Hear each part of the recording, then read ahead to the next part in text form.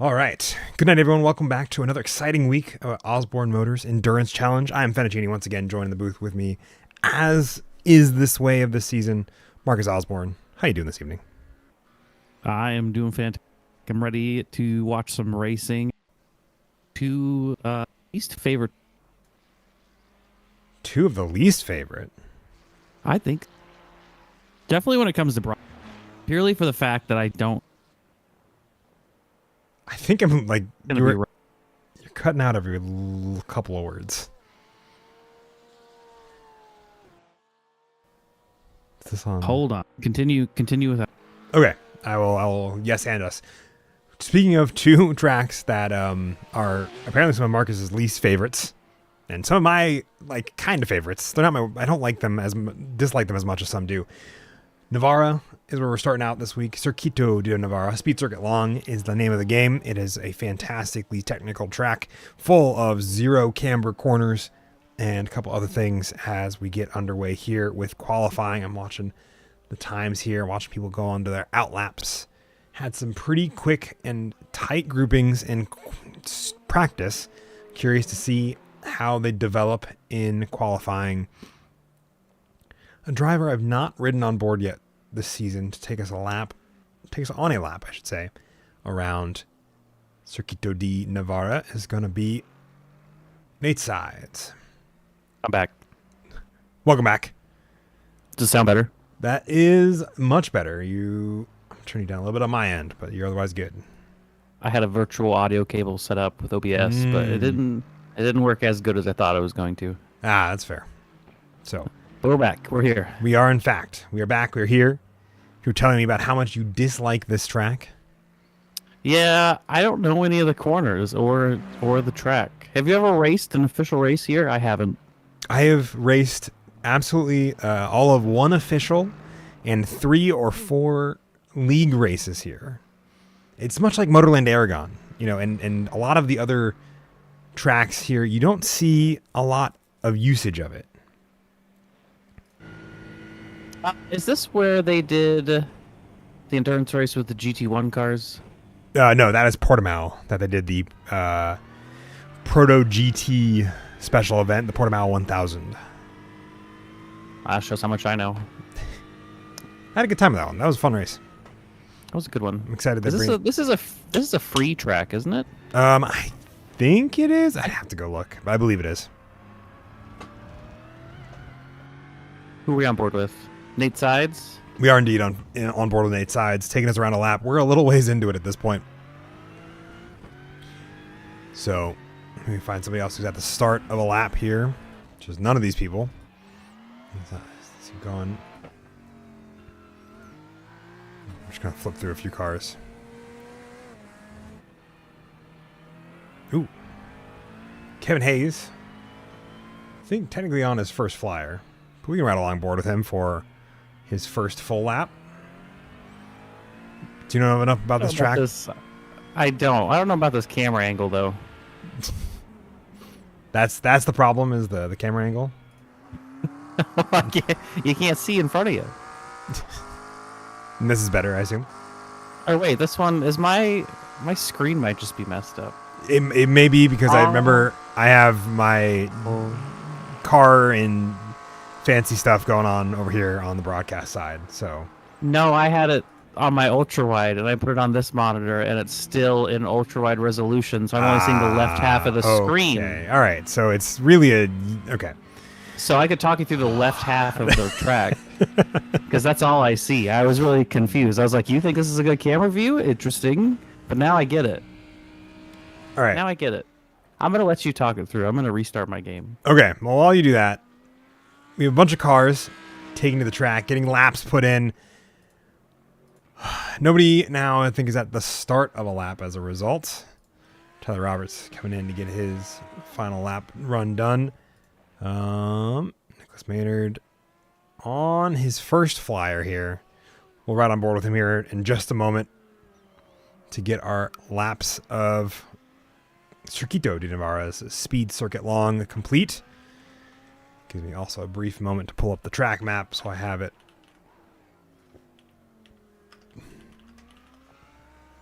a MotoGP circuit. It's a bit of a unique one. Full of fun, sharp corners, followed by nice rounding sweepers and everything in between. All right. Let's go on board with Mr. Maynard as he takes us through a lap here. Nicholas Maynard getting the fastest time in GT3 Pro. Still slower than Brody Wallace, who is leading GT3M. Or I believe he's probably moved up to Pro. But in through turns 1, 2, and 3, very similar to the opening corners of Portimao. 2 fast, precedingly more acute corners, followed by a full-powered left-hander after those 3 right-handers. You go into this nice decreasing radius, I think it is, left-hander. In the rally world, you would say that it tightens as the corner moves along. And it's not quite a 90, but it definitely looks like it from the onboard of this right-hander. It takes us down to the back stretch, a nice long straight point of the track. One of 2 really long straight into sections before a series of corners. Hard on the brakings in between the 70 or the 100 and the 50 boards. Down through the gears, back up on the hairpin right. And then this nice pair of corners that make one nice rounding corner. It's not quite a double apex, but it's darn close because of the way it's shaped. And then you go through the third of 4 hairpins across this track. And you have one fast left-hander and followed by one more hairpin to the right. Probably the most open of the few because you can take a good chunk of the curbing on the left-hand side of the circuit to round out the lap here, as we are looking to see Nicholas Maynard can end up going faster. The answer is a whole second faster, getting him the fastest time on the board. With this coming to a close, and we're getting ready to get set for 30 minutes of racing. Did I get confirmation that Brody Wallace is in fact in GT3 Pro now? That's a good question. Did you? I did not. I don't think, but I'm curious. I definitely feel like he should We be. can find out. Yeah, he definitely needs to be. I'm having okay, here we go. Having all sorts of technical problems over here. That's okay. We got to sort it out. The only way to close out, I had to Alt F4, and then I had to delete the render file so it would set up to this monitor. Otherwise, it always opened up in the wrong format, and I couldn't click the button to adjust any of the settings. Wild. Beautiful. Calvin Claudio parking the car there. Is Landon still on track? Landon is not on track. He's gotten his laps complete. Welcome to the booth. Hey. Is Brody Wallace pro or amateur? Pro. He's pro now. Great. Does he know that? Oh, well, no, he should be pro. I don't think we bumped him. Oh. Are we going To to? see, well, let's, where did he end Are we up going to at? decide this live? Yeah, he plays second, so yes, we are. Okay, cool. Okay. Yeah, We'll we tell should him. bump him. We All right. absolutely should bump him. All right. I can't drag Landon back out of the booth. Where do you need him to go? Oh, there I go. Okay. There I go. There I go. Is Brody on the track? No, Brody also finished up his qualifying. We talked about to Brody last week about that being his last week in GT3M. So We're going to break it to him live. all right, cool, great. Brody, Hello. you're pro now. I just want you to know. hey! You We- said within 18. I'm just kidding. No, yep. We're breaking it to you live, so good luck. Don't mess it up. Thanks, guys. I'll. Well, now you just gave me the commentator's curse, dude. What the fuck? You can do it. That was Brody Wallace, everyone. Newly promoted pro driver. Honestly, I Everyone would clap say for Brody. when he's second overall, it definitely means he should be in the pro section. Dan Griffin, I don't think getting a lap in qualifying. Liam Beebe getting currently sitting on the start line of the qualifying. Same with Tyler Roberts after resetting their cars. 28 whole people showing up for Circuit Navarra. I was gonna look up a fun fact. 28 drivers across pretty much every GT3 in iRacing right now. I don't think there's one that's not being used out on track. All right, I'm going to take you through a grid while you look up your fun facts here. Nicholas Maynard going to be alongside Brody Wallace for the front row of the grid. Nick Terrell alongside Luke Plaisance for row number 2. Nate Sides alongside Kevin Hayes going to be 5th and 6th there. Matt Markley, Sebastian Trulio in 7th and... Oh, Trilo. Sorry, I probably how that's actually said. In row number 4. Kelvin Collado and Patrick Cantrell rounding out the top 10. Zachary Holding going to be leading off GT3 AM alongside Tyler Roberts back in GT3 Pro. Moving down the order a little bit here. Ken Duvall and Tom Leeson going to be 13th and 14th leading out the GT3 AM podium.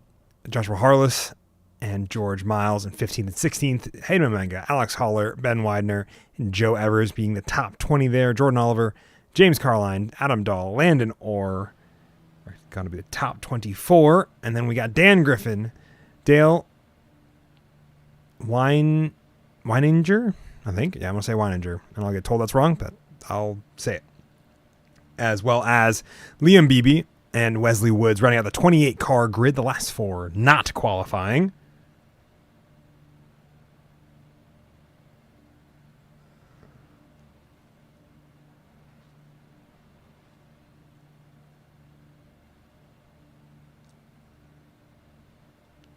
A lot of radio chatter going on here. Yeah, there is. Take a look at the starting grid as they get ready to go racing here. 28 cars taking to the grid here. All of them out on track. We need a full pace lap to bring these tires up into temperature. Are you a fan of the full pace lap now that tire temps seem to have be relevant once again? Yeah, I'm kind of upset that weaving is now a legitimate strategy. It used to not do anything. You just kind of look dumb. But now you got to warm up your tires. It's crazy. That is pretty crazy. I don't know if I've done a real official race with the new, like besides a couple special events, I haven't been doing any actual races since the new tire model. Let's take a look on this blimp cam. See all these cars getting bunched up, going around the track in order to... Was the blimp cam supposed to be bait? That's not my life anymore. I don't talk about blimps anymore, Finn. It was a dark period of my life. We're trying to move past it. No, I don't think it was not intentionally bait. I was just pointing out. I'm going to call the HR department. Who is Patrick? That's who it is. Patrick. All right, is it Patrick? I think Patrick will. Speaking of He gives Patrick, off the most HR vibes. Probably does actually.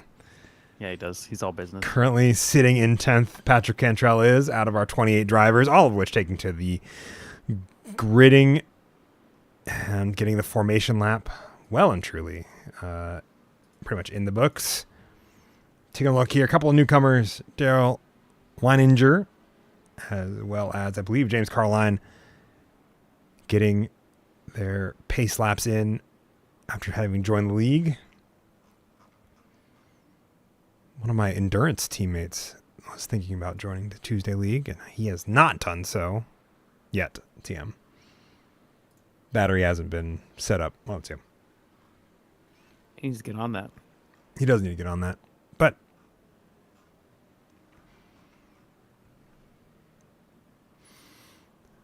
thoughts, notes, things to look out for. Where's Nicholas Maynard's teammate? Partner in crime. Yeah, Dan Griffin, currently in 25th due to not qualifying. Oh, no.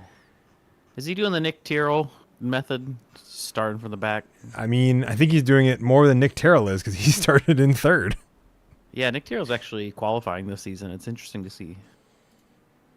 No, I was about to be worried we had a crash on the pace lap with Ben Widener, but that is not in fact the case. All right, pace truck diving into pit lane. We wait for the green flag to drop. It'll be red lights for us, green flag for them to begin this race at Navarra. 30 minutes going to be where we go from start to finish. And that's the green flag right there. Red lights, getting great launch by Brody Wallace. Nicholas Maynard holding steady on the inside alongside Nick Terrell. And Luke Plaisance bringing up row number 2. Too wide throughout the first couple corners. It's going to finally flare out into a series. Pretty much double file most of the way through this field. We're going to kind of keep an eye right there on most of it. A lot of the main group of cars getting through pretty well. Joshua Harless a little ways. Joe Evers finding his way around on the opening lap. All these other cars working their way around. Less than a second separating the portion of this field. I don't know who's in that black McLaren in the midfield, but they got a hell of a start. I was watching the midfield at the start, and they were just cruising right up the middle, taking everyone 3 wide. I think they had to have gotten like 3 or 4 places right at the start. I think it's George Miles. Yeah, and George Miles He's up 3 spots. 3. Yep. See Hayden Mamenga joining those as crash, but thankfully looks like he just had a self-spin. Tires not warm enough to really go for a good full lap on track here. A whole host of cars as they start to work themselves out and zipper up into kind of the single file line of racing that really works well here at Circuit Navarra, being that it's a MotoGP circuit primarily. It is, I think, one that is definitely going to benefit, some good pack racing, but good pack racing where you're not duking it out for every corner with each other. Great run out of the final corner here for Brody Wallace. Going to give him some good draft down the front start finish straight as we all come around for lap number 1. No real deaths. A couple of spins, but no real deaths. Yeah, not bad. Kevin Hayes not in the mix yet. I mean, he's well and truly in the mix. He's right He there. is. Not in the mix of crashes yet, though. Oh, He's okay. doing a good job. Yeah. We're proud of him. Battle for the top 3. Nate Side's going to be holding off most of that. Dan Griffin working his way up and then trying to fight with Alex Holler now to try to keep his kind of upward momentum moving. Up 10 spots with that lunge on the inside of Alex Holler. What I was just about to say, already up 10 spots. So it was about on par for Dan Griffin. I think his big issue will be breaking through the gaps as this race continues. Zachary Holden joining his rolling chicane teammate in the spin coming into this right 90 degree corner of turn. That's turn number 10, 12. Excuse me, 12. No. Jeez, I can't read. Turn 8. There we go. English. It's a turn. It's a turn. It does exist. I'm going to hop on board with Brody Wallace, see what he sees in third place here out of the tank driving viewing window. The viewport. I think the word I was going for there. The Mustang has the best driving view because you can see the entire hood. It's the only thing that matters. I forgot you drive cars like my mom drives my truck, where she can see the whole hood and nothing else. We got James Carline going into the pit lane. I wonder if he did not refuel his car sufficiently. Ooh. Oh, close. Getting hard. Late on the brakes for these drivers as they're working their way through.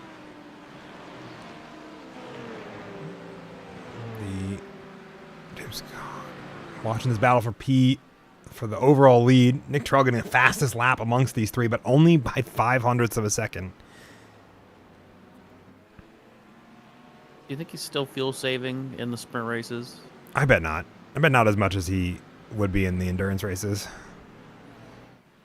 There's a bit of a gap going between him and Nicholas Maynard. Matt Markley going to spin just behind him. That's going to dump him out of some of the order. He's going to try to get that car going again without causing too many issues. I think he's found a good gap to jump in right in front of Ben Widener and right behind Alex Holler. It was suspiciously right after Kevin Hayes passed him. That's all I'm saying. Wesley Woods taking it 2 wide alongside Dale Weininger. Getting a little bit behind there. Gets that done. Oh, that's right. I have to figure out how to get... I forgot about that. Hold on. We'll worry about it later here in a moment. Don't What are we worrying about? Nothing right now. I can't see the overlays. So No, I no, don't no, know. no. It's nothing to do with the overlays. It'll do something Oh. later on. You're good. All right, good to know. Good to Yep. know. Yeah. It's all good.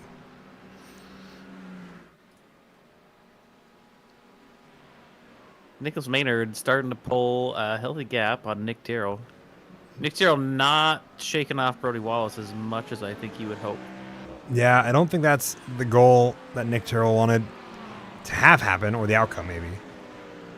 But I get the feeling, as we keep going here, we'll see the pace kind of settle out between these three. Both of them getting slightly slower times than they did the previous lap, while has Nicholas Maynard getting the fastest lap so far, but with an off track there, which means that it's not a valid lap time. But the gap now opened up over a second between Nick Tyrrell and Nicholas Maynard, so it's almost now a fight between those two. Looking behind, see how close Brody Wallace gets in the braking zones. Porsches seem to be not as strong this season as usual. I think they seem Usually the Porsches were pretty OP, but we only got one up there in the top. this Is week. that the only one on the grid? No, we have Liam Beebe We only got 2, 3. as well as Wesley Woods. Yeah, it's the only one up top here. Though I would say all of the drivers I saw in the IMSA split race I called earlier today were all Porsches, 1, 2, and 3 for the most part. Interesting. So they do happen. It's just a very different, I think, landscape, depending. Take a look further back. Got a 4-way battle for P4 to P8. Calvin Collado at the tail end of that. Still just about a second behind Kevin Hayes, who hangs out with Luke Plaisance and and Nate Sides. Hayden Mamenga having another off-track moment here. Labeled as crash. We'll take a quick look at it. Ooh, I think it's just a little too much rotation here in the upcoming hairpin. And he'll get that car sorted. Gets on the power. Yep, just a little too early. Slides the car out, but keeps it out of the wall and other cars. And Ferrari's looking a little squirrely tonight. nope, it does not want to go to live for me. Meanwhile, Dan Griffin up 14 positions, P12.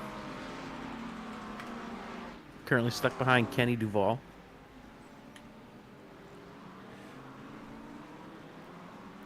Yep. Let's see where he's at. And this is currently 10th overall, or 10th in class, 11th overall. Only one in between the two of them is going to be Kenny Duval, from where he leads GT3 AM.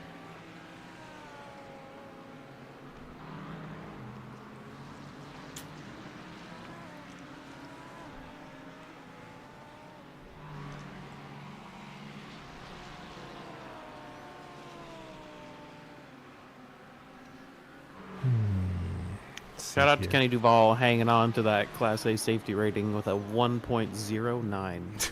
Oh, man. It happens to the best of us with that Polaroid liveried GT3. And would you believe it, the driver in front of him, Mr. Patrick Cantrell, holding on to his A-Class with a solid 4.99. That sounds about right for Patrick Cantrell.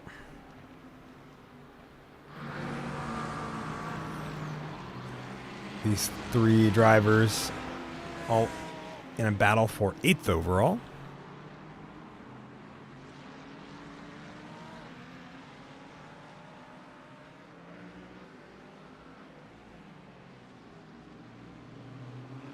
Does your safety rating still go up if you get 0x and you're at 499? Is it just a hidden stat at that point?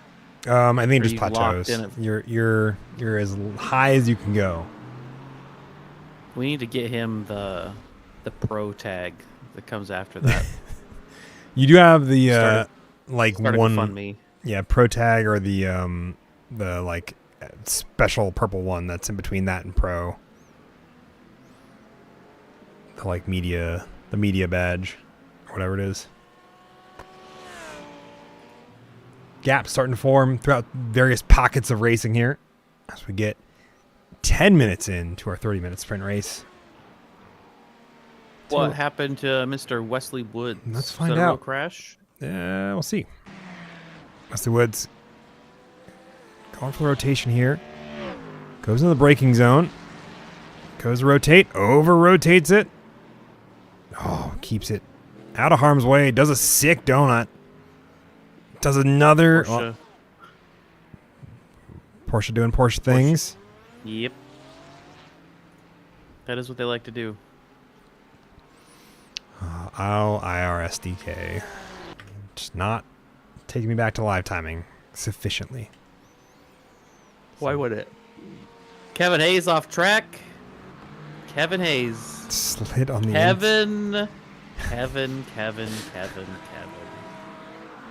He just can't help himself.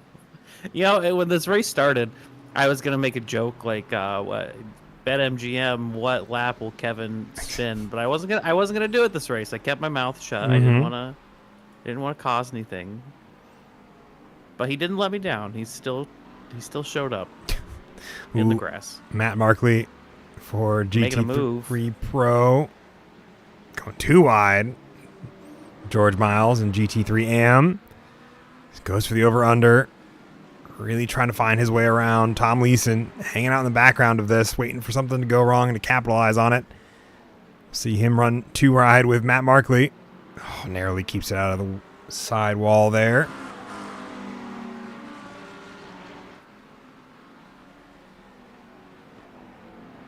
Matt Markley's definitely happy for Tom Leeson there. Him taking him too wide took that pressure off him. That let him escape just that little bit that he needed. George Miles appreciative of that. A gap growing up to 8 seconds now between George Miles and where Kevin Hayes has recovered. Take a look back. Dan Griffin getting around Kenny Duval, now applying the pressure on to Patrick Cantrell. As well as Sebastian Trillo. Oh, there's the look up the inside for Dan Griffin. He's just going to apply the power down. Patrick Cantrell still on the outside, gets a better exit.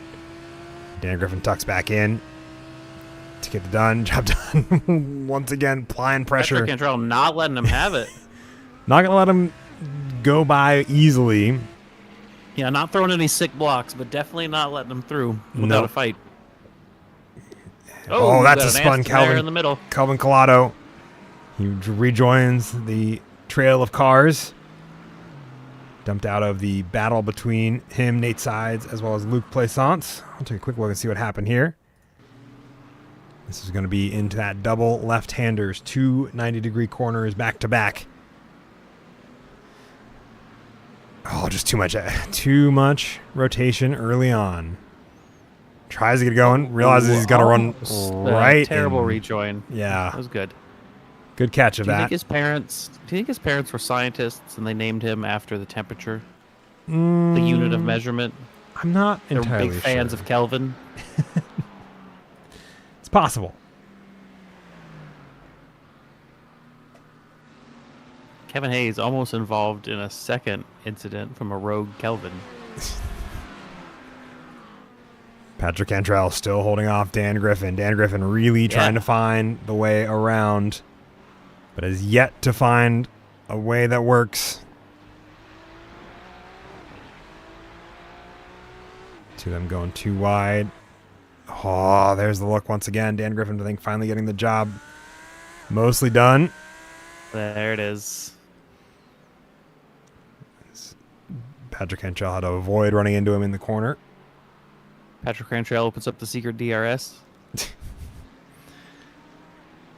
Top three separated by over a second now, as Brody Wallace has not been able to keep up the pace that Nick Terrell has, and Nick Terrell likewise losing just a couple tenths here and there, which builds up to over a second gap between himself and Nicholas Maynard. Now with Sebastian. Top three. I was going to say top three also separated by 1,500 I rating each. Wow. That makes Brody Wallace even more impressive. I think he needs to do some more official races. I think he should, yeah, at this point.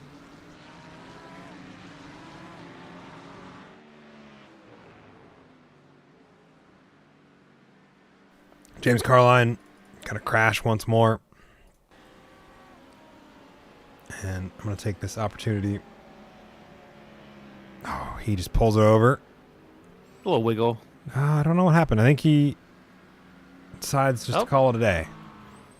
Tyler Roberts also labeled as crashed amongst all this. Back in that double left-hander after the third hairpin. Towards the end of a lap, going too wide, getting in contact with Jordan Oliver. I think he's pulling over to stop to allow Jordan Oliver back to, reconcile some of that issue.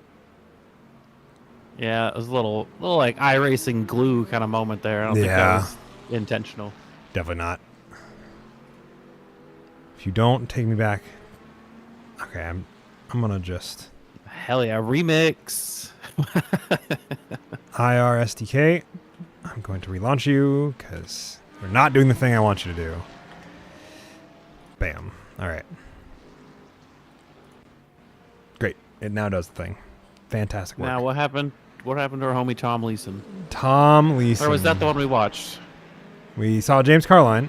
I don't think we've seen Tom Leeson. Let me take it back a lap because that seems to be like where that battle was between himself and George Miles. Oh, what kind of looks for the shallow entry in turn number 1, turn number 2, turn number 3. Take a quick ride with them. Wonder if it's somewhere in this middle sector. We've seen a couple cars go sliding one way or another. Ooh, there's a look. Ooh. Has to back out of it. No, stays in it. He's in it. Oh, and then he gets bumped and slides around. That's unfortunate. And that has put him a little ways back. Got a black flag for Daryl Weininger for probably a pit lane speeding infringement on the way in or an unsafe pit entry. You hate to see it, especially in a sprint race. Yeah. Both of our newcomers, Daryl Weininger as well as James Carline, having a bit of a rough evening. It's Dan Griffin also getting by Sebastian Trillo. Dan Griffin up 19 places, P6 overall. Yep. And now only 2 seconds between himself and Nate Sides. The whole top 5 now at this point are all separated by over a second. Excuse me.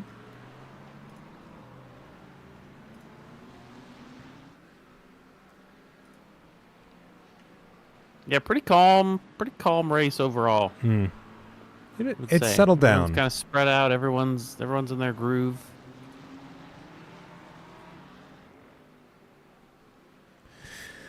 Battle for 7th, I would say, still not entirely settled down. Ken Duvall trying to see what he can learn from the GT3 Pros ahead of him. All 4 of these drivers, separated by about 1.5 seconds to 2 seconds, depending on what part of the track they're on. If we kind of hang out with Ken Duvall and hop on that roof cam, you can see the battle here, especially as Kevin Hayes seems to be trying to get around Patrick Cantrell in this middle sector here.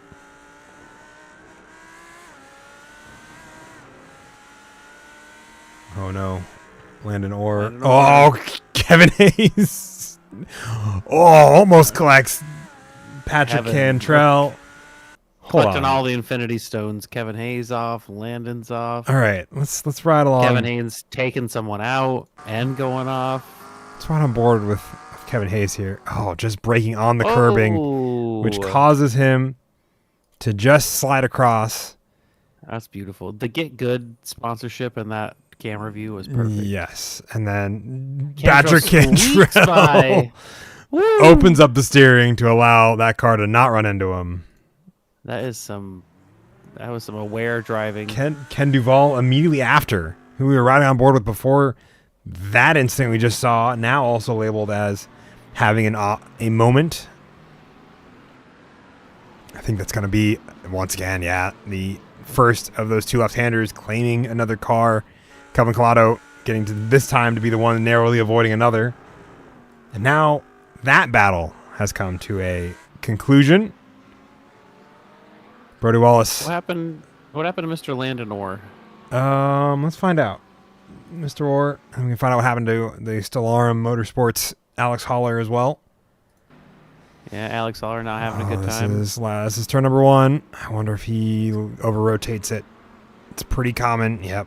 We see it there. Do it. That seems like the Ferrari signature move this evening. I think it's the GT3 signature move. I don't think it's simply Ferrari. I think I've seen McLarens, Aston Martins, you name it. I think we're about to see a Corvette do the exact same thing. I can't bet any more money on my guy, Kev. Oh, right on the exit onto the start-finish stretch. You get the power down too early, and the car will just kick you out wide. And that's Stellarum Continuum machinery. Nicholas Mander's having the fastest lap amongst all this as well. About 5/10 faster than Nick Terrell was his last lap by. And Brody Wallace still 3/10 faster than Nick Terrell as well. Meaning that gap is coming back down to under a second between the two of them. Let's go, Brody. You can do it, buddy. We have a battle for second place on the podium, back getting into the heat, as well as a three-way fight for P4, not far behind them. Luc Plaisance leading off Nate Sides and Dan Griffin, who's found his way into the top 5 battle. Wesley Woods labeled as crashed. He seems to be missing a bumper. Hayden Mamenga, I think, wrapped up in that, as he has a black flag for incident limits. That's right, because Wesley Woods, I think, probably did something we saw with... Yeah, you see it there. Just clatters the right rear there. Coming in hot. Causing Coming that. in hot. So we have Patrick Cantrell as well as Sebastian Trillo. Within a second for a little while. Benjamin Widener. Or Ben Widener, excuse me. Going to find himself, I think, spinning at the turn 3, much like we saw Landon Orr earlier. Oh, no, in turn number 2. That's a fascinating spot for that to go have its moment of oversteer. That turns that fight into a different one as Joe Evers tries to keep his car moving the right direction. We need a graphic that says races since last crash. Kevin's would always be 0. I can't remember last time Patrick Cantrell did crash. We in saw OMEC race.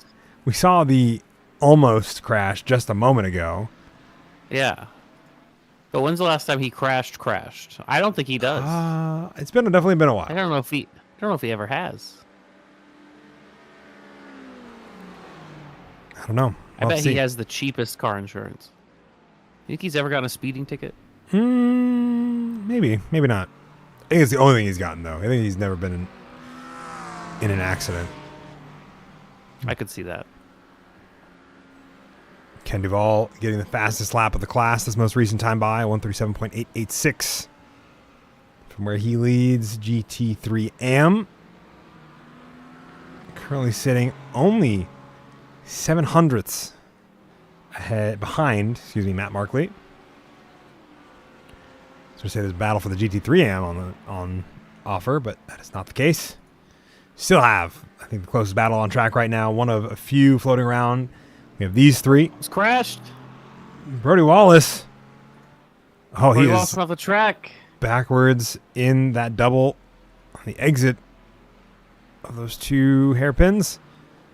Comes back out. Gets it going again. Oh, Luc Plaisance as well as the other 3. Working their way through. It's going to make this a bit of it. Doesn't look like he has a lot of damage. Doesn't either. It's going to be interesting as they all go too wide. And Dan Griffin's like, how do I get through this? I need to go. That's what Dan Griffin was looking for. Just a little bit of chaos to get him past Nate Sides. Yep, just to get around as they almost go 3 wide. Barely keep that all going the right way. Dan Griffin does get around Nate Sides amongst the chaos, though. And now this 3-way fight turns into a 4-way fight for the bottom step of the podium, which Luc Plaisance currently holds on to with 5 minutes to go. Luke Plaisance snatching up those freebies. Dan Griffin oh. making the move on the inside. Oh, Brody Wallace letting him have it, going for the switcheroo, but not enough room. Not enough room.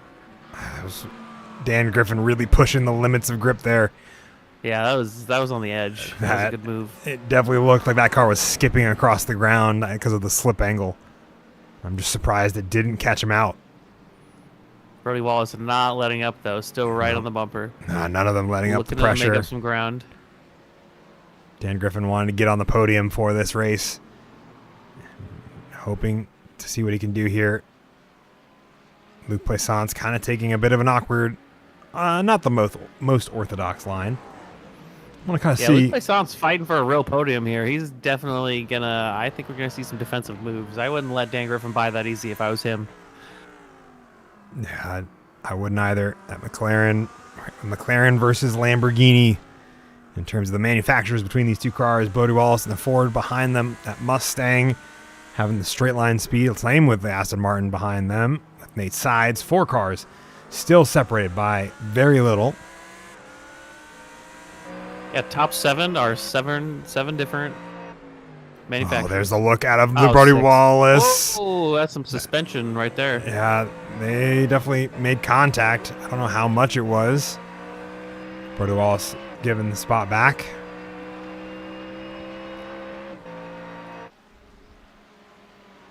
That just lets Luke Plaisance get a little further up the track, Yeah, still. furthering his dreams of a podium.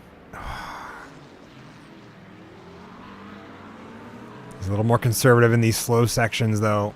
And that's kept Dan Griffin able to keep right up with him as a result. Being a little more, taking these corners a little more aggressively in these slower sectors.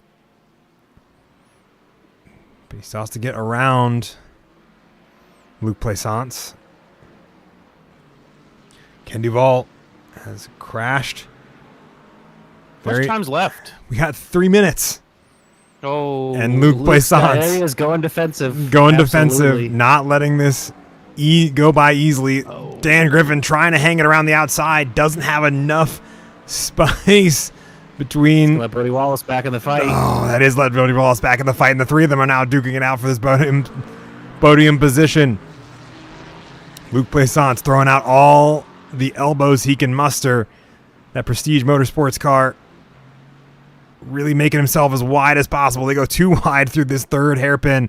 A little bit of a look there as Luke Plaisance pushes that car to the limits of the grip. Brody Wallace almost taking out Dan Griffin. Looking for the lunge. Just a deep lunge. That's going to tap. Oh, no. Oh, no. Luke Plaisance dropped out of this podium fight. buddy. And Dan Griffin trades which car he's been chasing down this whole time for the bottom step of the podium back into Brody Wallace. So late on the brakes there. Dan Griffin making that look, lunging deep on the inside. Off that line on the inside. Oh, and Brody Wallace backs out, giving. Luke Plaisance not going to be happy about that one. I He would took him out imagine. and didn't Yeah. even keep podium. There's going to be some words, I Yep. would imagine. Goose. Not a good look. Goosewater, danger dog. I'm figuring out what's happening here for Goosewater, danger dog. Tom Leeson finds himself back in a podium position here.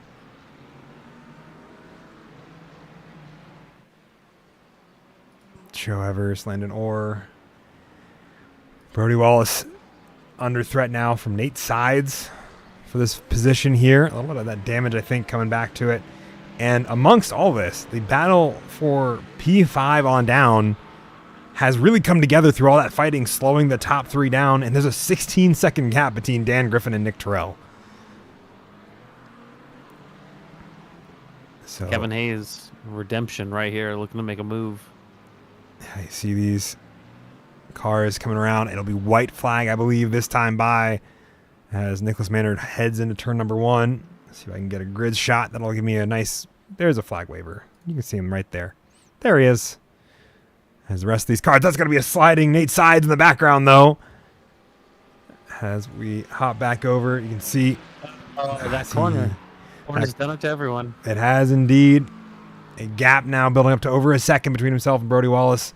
Luke Plaisance gathering up some of the positions he had in that podium spot. Is Luke Plaisance pro? Oh, he is pro. Yes. Damn.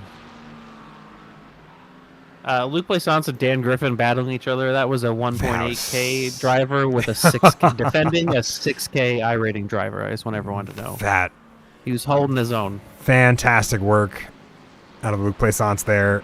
I think it would have been very hard for Dan Griffin to pass based on the way that he was making that car as wide as it possibly could be. Taking a look here, Patrick Kentrell, Kevin Hayes got a lap of traffic. I believe that is going to be Hayden Mamenga trying to get that car home in one piece. And a little bit of a break between Luke Plaisance, Kelvin Collado. Last kind of on-track action in GT3 Pro, GT3 AM. Tyler Roberts, which is really a pro driver. And Ben Widener, also a pro driver, excuse me. A battle for 13th and 14th in the pro standings for way, way down the order is where these two are. Currently in a big old fight as Ben Widener goes a little bit wide there. And Tyler Roberts is going to sneak by. And as we come around the checkered flag, Nicholas Maynard going to take home P1. Nick Terrell. Take a look here. No move done. Top three. Nicholas Maynard, Nick Terrell, Dan Griffin rounding out that podium. Brody Wallace coming home in fourth. Sebastian Trillo coming home in fifth. Great podium for him. Patrick Kentrell in sixth. Kevin Hayes in seventh. Luke Plaisance coming home in eighth, down from where he was at. Oh, Nate Sides unhappy with that. Aston Martin finds some help coming home in 10th. Matt Markley going to round out the 11th spot there. Bit of a intense bit of racing there for the top three. We could get an apology from Brody there. Good, good. At least he's aware. Rest of the GT3 AM, as well as our slower runners or runners with incidents in GT3 Pro, make their way home across checkered flag. Tom Leeson, Ken Duvall, George Miles, and Tom Leeson rounding out that podium for GT3 AM. Joshua Harless and Landon Orr rounding out top five. Jordan Oliver and Daryl Weininger round out. Those cars have yet to take the checkered flag.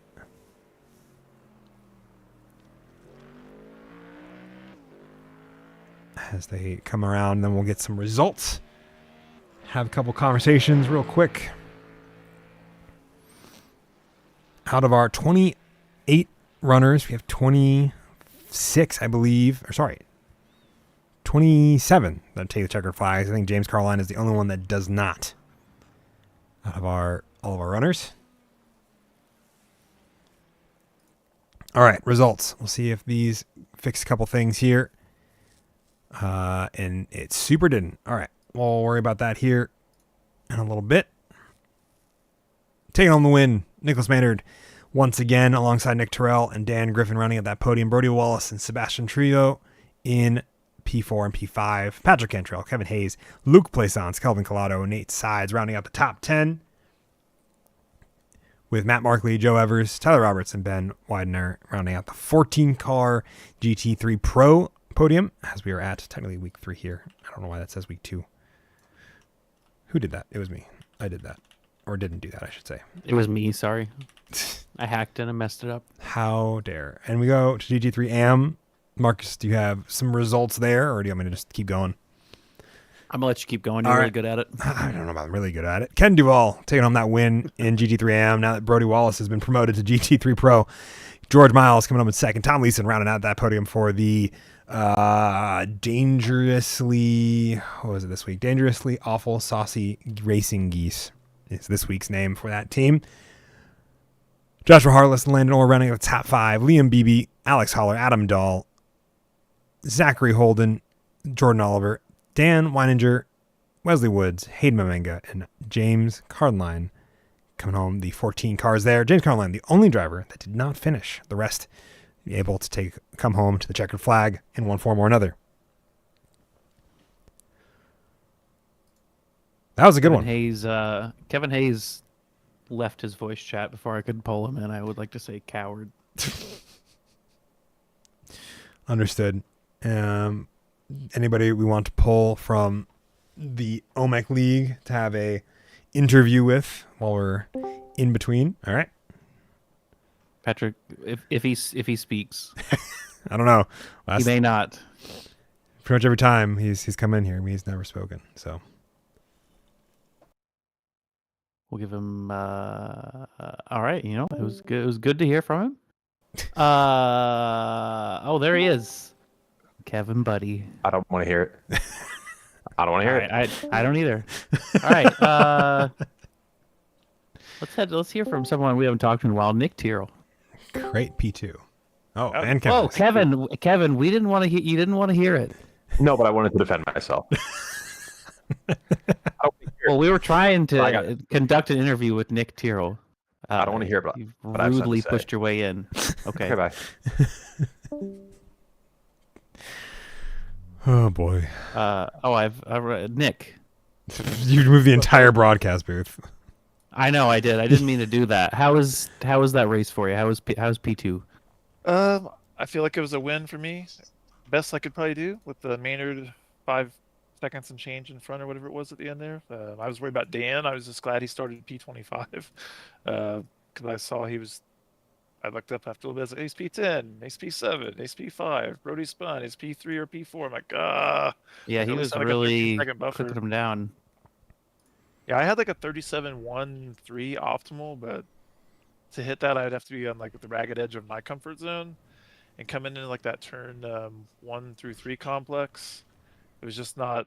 I didn't want to overstep my comfort zone through there. I've already messed it up a few times and went out wide, got some X's, and finished with a 5X. So wanted to make sure to still get the bonus, and didn't have any reason to push after Brody had a spin with a few laps left. So I was able to kind of have a little bit of reprieve there, and I wouldn't say coast, but was able to dial it back a notch and just run it clean to the end.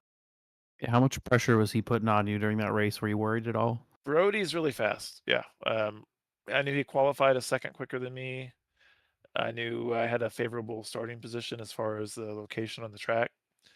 Was able to just hug the inside and track out just enough to secure the position, and just never gave it up. He put the pressure on me though. He was within 3 to 5 tenths of me a good chunk of the time, and I saw him getting wiggly and squiggly behind me in the background there sometimes, and I just knew I needed to do what I could to not let him by and let him hopefully either make a mistake or let the tires degrade more. Like I finished like in the upper 80s, low 90s, like all the way around. So I was trying to not push the tires a ton. But yeah, he was keeping the pressure on me. I knew after he spun, he was gonna be mad back there too, and yeah, just ran a clean race, clean as I could anyway. Well, that's all I got for you. Are you excited for Barcelona? I think I'm more excited for it than this one. Yeah, I like the flow of it a little bit better. Both flow all right. If we hadn't done the 2-hour OMEC event here, I don't think I would have done as well here. After I kind of like started unlocking the stuff from the mental cobwebs, it was like getting used to it. I found like about another second of time or so, 8 tenths or so, just during the race itself from my little bit of practice and qualifying. So would not have had anything for Maynard, obviously, but yeah, just got to play it how it lies. I'm just glad that Dan, I guess, made a couple mistakes during qualifying or something. So He just didn't does that qualify. again. Oh, in that case, I hope he doesn't qualify again. I kind of like him doing the back to front challenge. Then. It was a pretty good show. He Yeah. was really clicking down the I knew places. you all, So yeah, I knew you all would have a enjoyable viewing of that. Whenever Landon was like, "Why is Dan Griffin back here with me?"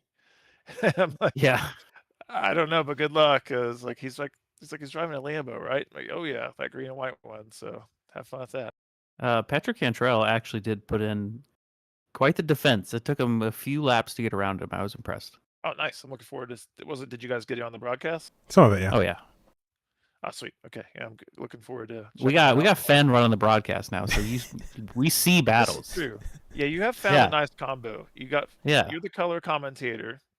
Finn Yep. is the guy that dials it back a little and says, "Hey, we do have a race going on. Let's look at these delta times on the, No, on the that's chart over here." Yeah, that's we're Mike good team. Doyen in chat, and then I go, "Oh yeah, we should probably do that."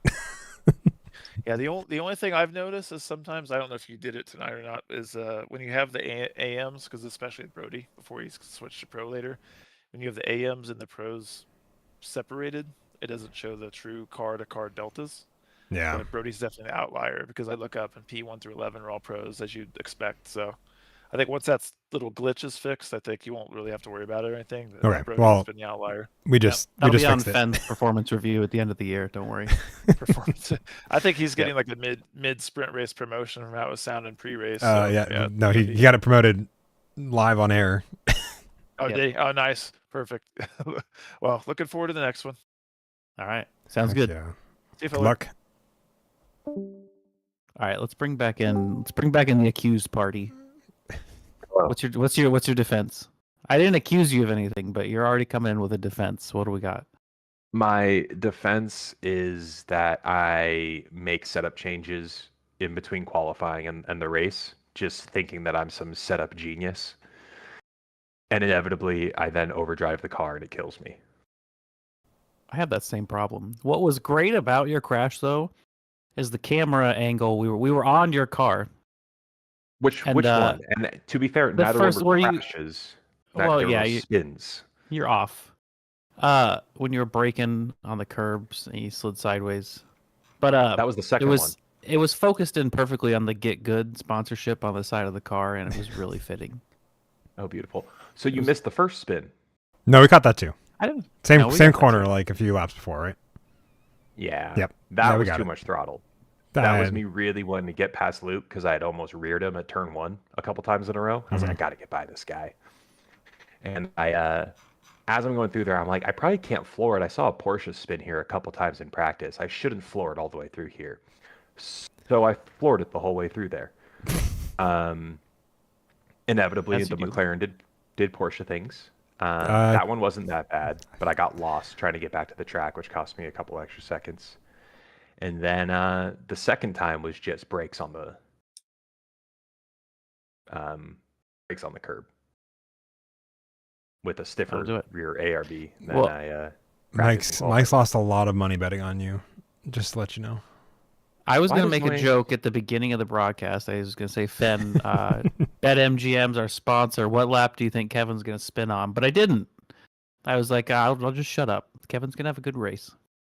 I And then he will spun. also argue that neither one of those I was ever more than 90 degrees from the racing line. So really, I just over-rotated the corner, but it was an attempt to drift the corner. That's true. You didn't take anyone out, so that's good. And I got my safety bonus. That's incredible. Isn't that something? He's the safest driver out there. It's nuts. Safest driver out there. Two spins. Somehow made it back to P7. Probably if I didn't spin either time, I'd be P4. Hey, you got to do what you got to do. You got to push hard when you have 0 practice time. This I mean, is I true. ran 3 laps in practice, qualified, and sent it. You Imagine if you practiced, you'd be unstoppable. I don't want to practice GT3s. They're boring. They are boring, and it also maybe don't make setup changes. I think it's probably the other lesson to learn here. Yeah, Hey, you should just you run see the that- fixed setup. No, You'd probably absolutely win not. every race. Absolutely not.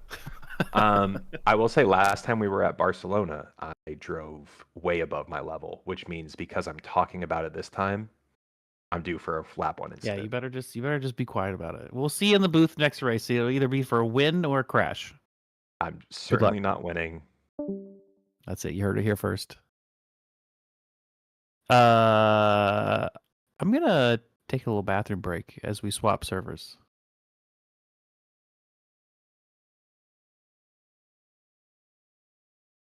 Fenn's dead. Oh yeah, Fenn died. I did an entire bit of talking while my mic was muted. No, let's That'll say do it. do the thing with the BRB screen. We'll take a quick bio. I have points ready to go or will be ready to go, and then I got an ad read after that. This is a joke. We're Ooh, not ad read. Yeah, we got stuff to do. So whenever we get back from this BRB, while practice happens at Barcelona. So we'll see y'all in a few Okay. minutes. And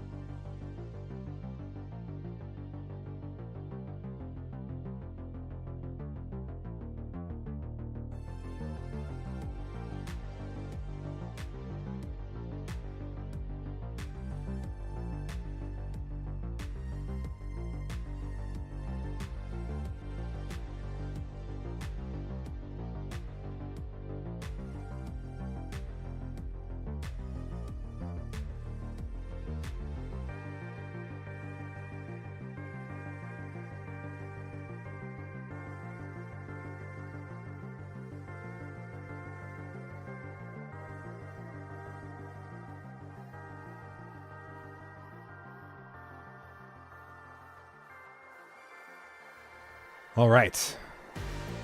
Welcome back, everybody. Before the break, we had Navarra, our first sprint race of week number 3. Now we're going over to Barcelona. While we load this up, we're going to talk about points, Marcus.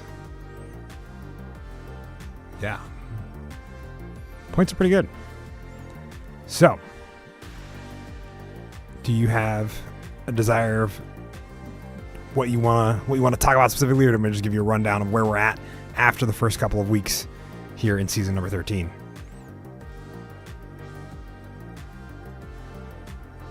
I believe they are.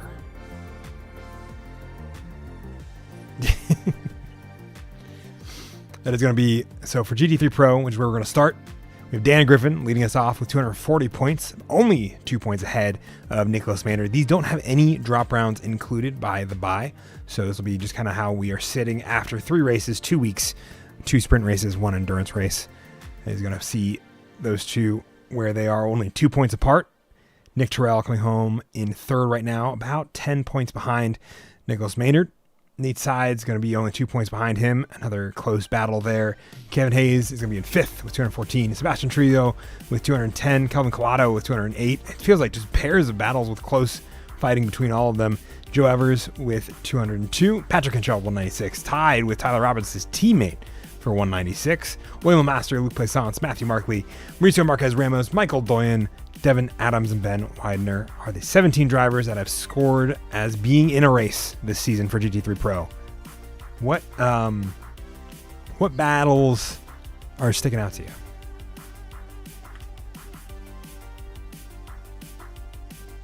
I think that'll change this week, especially with Nicholas Maynard taking on the first win here. But until then, yeah.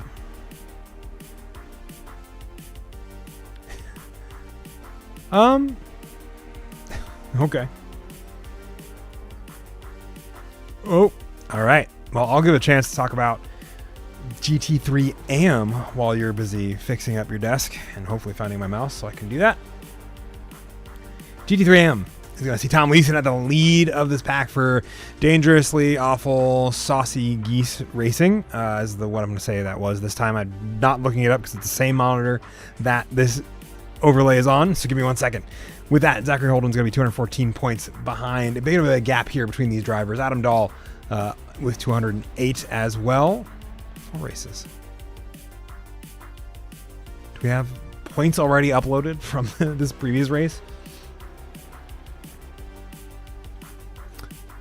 That is unfortunate.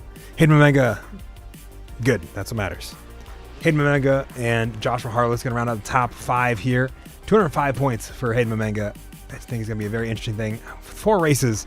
I'm not 1,000% sure if this is just including all the ones from this previous week, like the race we did 2 minutes ago, or something else. Joshua Harless, Alex Haller, George Miles, Landon Orr, Jordan Oliver, and Luke Penley going to round out the top 10. Jason Scott, Tim Schaefer, DJ McAteer, Kyle Orbetz, Wesley Woods, Ken Duval, Richard Costanza, Liam Beebe, and Kurt Bray, I think are the 19 drivers that have scored points this season. No, sorry, I have a couple more. Daryl, I think this has to include our race we just did 2 moments ago. So, yeah, he just joined tonight. So, all right. Yeah, in P3 there, yep. Well, it was P3. There we go. Yeah. Both of the Danger Goose Racing machines in the podium spots here. Team standings sees Mystery Inc. currently heading the points, 435. Project Zoomies not far behind with the 392. Dangerously Awful Saucy Racing Geese is going to be in 3rd there. Another podium spot for them. Rolling Chicane in 4th with 347. B&B Racing with 297. 100 Force, Nicholas Maynard, Dan Griffin. That doesn't feel right for 238. Checkers Wreckers, Kevin Hayes all by himself, 214. Solar Motorsports Continuum, Joshua Harless, and Alex Haller, 168. I get the feeling some of these are not quite correct. I believe so. It would, but with Oh, I guess they did DNF the first race. But that means, but how are they at the top of the... Okay. Okay. All right, I've refreshed the page, which makes this look even weirder because Rolling Chicane has moved up to 4th ahead of those guys. So we got points. We got teams doing point stuff. Yep. No teammate. All by his lonesome. Yep. But all that said, we get set for racing action here in just a few moments' time. First, I have a meme sponsor to send your way. And that is going to be the meme sponsor of Sanderson's Vehicle Roof Repair. Because when your vehicle roof needs expert attention, trust the specialists at Sanderson's Automotive Roof Repair. Let me make sure I get this right because there's a very specific livery and we need to find on track. This is a callback meme as we get set to go racing here in a moment's time. At Sanderson's, we focus on one thing and we do it right. We are strictly automotive roof repair specialists. That means we do not perform front end, rear end, or quarter panel collision repairs. No full collision work, no body panel replacements, just precision roof repair done by experienced professionals. From hail damage to roof specific repairs, Sanderson's delivers quality workmanship you can trust. Some hoods and trunks may be accepted on case-by-case basis, but not all vehicles will qualify. When life flips you upside down, Sanderson's will get you right side up. Sanderson's Automotive Roof Repair. Specialists, not generalists. With that, that was a good one. Takes us to racing action here as qualifying gets underway. That was obviously the sponsor of, well, he's disappeared now, so I can't say this as a fun bit until he shows back up again. Sanderson's the new sponsor of Wesley Woods after last week's incident involving, I believe, a kick-flipped Porsche Cup. Not a Porsche Cup, but a Porsche GT3.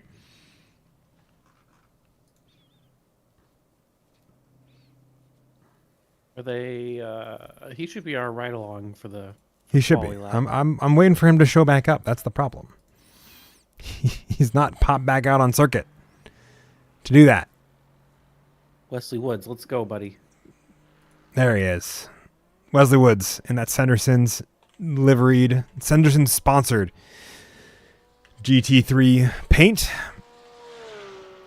He's going to take his exit out. We're going to see him go. Don't mess this one up, buddy. That's it. All right. Hopefully he heard me. I'm sure he did. I was like, what just happened? So, Wesley Woods in GT3 AM. I love that. It is a nice looking livery. The gold and black. It is beautiful. Is it not purple? No, it's gold and black with the Sanderson's livery on the side for the ad sponsor. After his kickflip last season, seeing him have to go to a roof specialist such as Sanderson's. It looks like a meme version of the John Player special. I believe so. That sounds like it would be something that gives inspiration.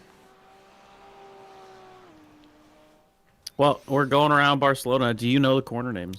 Do you know your way around to Barcelona? I do know my way around Barcelona. I don't have corner names per se, but I know Barcelona.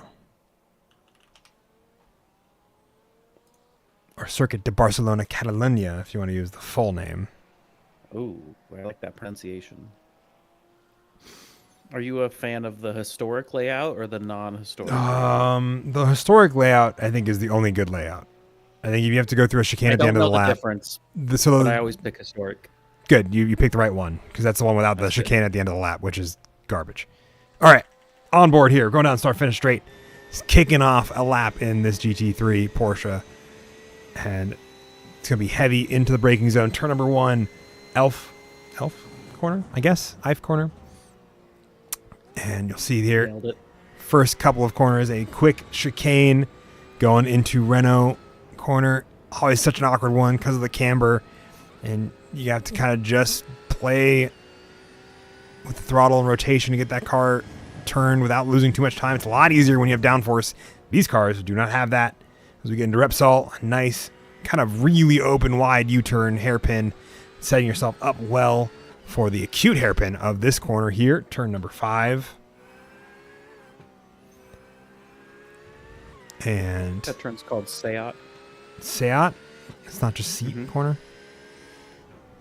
I think it's Seat. Seat sounds car right. company. Yeah. We're going through Campsa right now. Nope, we're going through Worth. Campsa will be next. I do know that one. Damn. Campsa is going to be this corner right here, midway point of the lap before one of the second longest straight on the track after the start-finish one. And you go into La Caixa. Fantastic. Another open hairpin, sweeping, continues to turn afterwards. You can set yourself up well for this much more wide 180-degree late apex U-turn. And we get to Europe car, the second to final corner. The final corner being New Holland. And rounding out the lap here, there's a chicane in there if you take the more modern GP layout, but historic. And this is how they drive it actually in real life nowadays anyway. They've removed that chicane as well. And that'll put Wesley Woods on the board, 145.66 as we get underway here at Barcelona. You just told me I don't know the corner names, and then you just nailed every corner name. Well, because I Google them. Pronunciation and I thought you were. I thought that was just coming off your head. No. I would have totally believed you. I know, but I want to be honest with you. I Googled it. It's upsetting. That hairpin of Campsa, or I think was the one. If you're talking about Campsa, that's a wide right-hander. If you're talking about Seat, the kind of more acute the hairpin. left-hand hairpin, the one he's at right now. Okay, that's The left-hand like hairpin Caixa, going up the hill. I believe. Yeah. So those two series, I vividly remember. Mm. And a week of officials where I was just grinding GT3s at this track. And everyone takes those corners wide, and you can really just stick your nose up on the inside every time they do that, and people hate that. I mean, Get I would have to very imagine. angry at you. But everyone just leaves it open, so every time I would just stick my nose in there. A lot of times we would crash. Everyone would yell at me, tell me to play Mario Kart, or say I'm getting reported. But joke's on them, I never did. Listen, if I stick my nose in there, you can't just turn in. I'm there. You gotta, if someone's behind you, sometimes you gotta run a defensive line. What do you want me to say? Nick Terrell getting the fastest lap this most recent time by, as we've been talking about. Marcus almost getting banned from iRacing. Brody Wallace or Kevin Hayes is gonna pull the Marcus move on those corners tonight. Is that what you're gonna label that? You're gonna label that the Marcus move? Yep. Call it the Marcus. Okay. It definitely, I think, will happen. It's a good move. You should try it. Everyone should try it in their next official Barcelona GT3 race. Okay. I'll keep that in mind for all these drivers.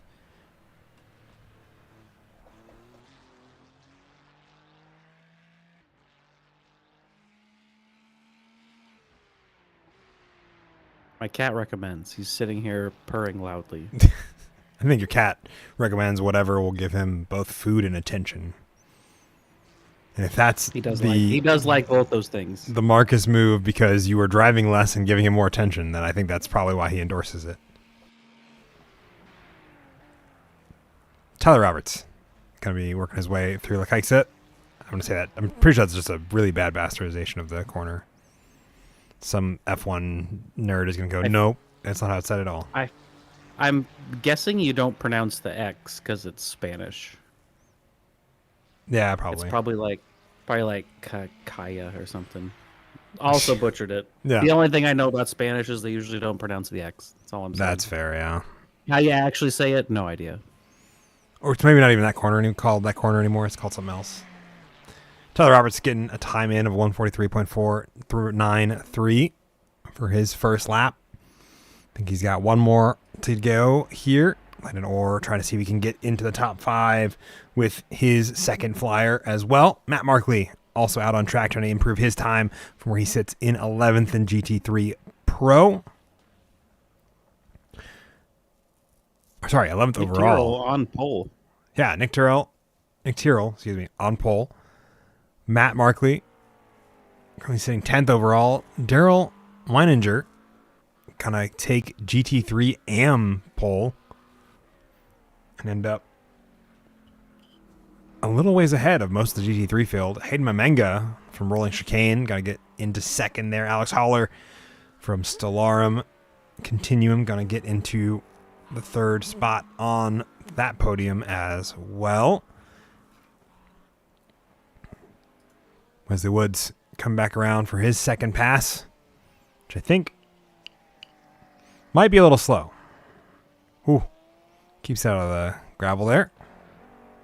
A lot of gravel on the track. Yeah, it looks like a few people have had off tracks earlier on.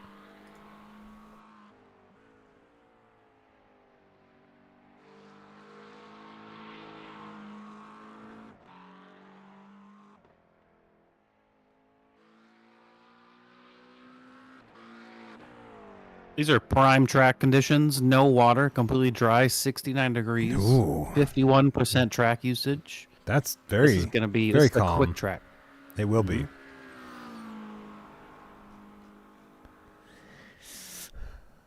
Mark Markley not improving his time. Very seriously closing down his gap between himself, I think, and Kevin Hayes by a few hundredths, but not improving his actual positioning. Dan Griffin and Nick Maynard only separated by a tenth. Yeah, Dan Griffin, Nick Maynard only separated by a tenth. Quick racing for all these drivers. Let's go down the grid once more for the second sprint race of the night. Nick Terrell going to lead off with Dan Griffin in P2. Nicholas Maynard and Brody Wallace going to round out the second row of the grid. Kelvin Collado, Luke Plaisance in 5th and 6th. Then we have Nate Sides as well as Daryl Weininger, who has a fantastic run in P8.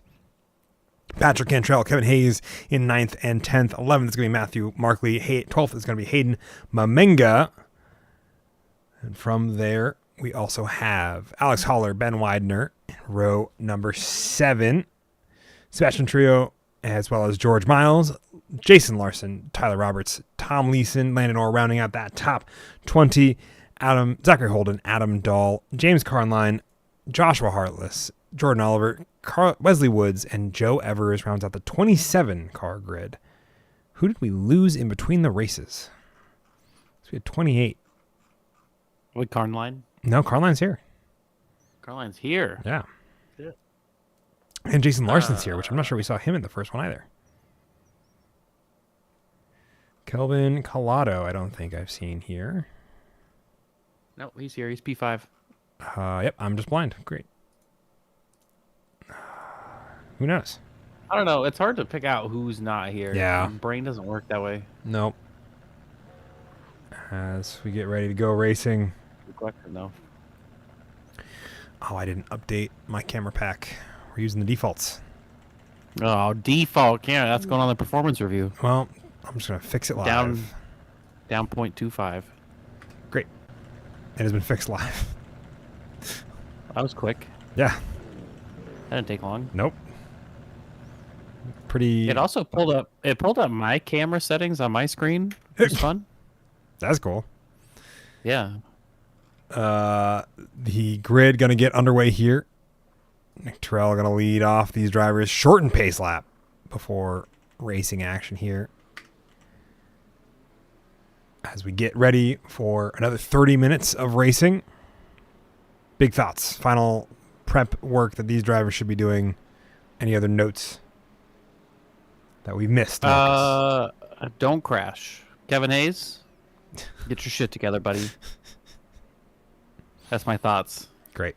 Kevin Hayes and Patrick Cantrell side by side on the grid. We're gonna see some action coming down into turn 1. I'd be watching out if I was Patrick Cantrell. Certainly. I like go back to the blimp cam for the start was good. I get to see who shoots up from the back.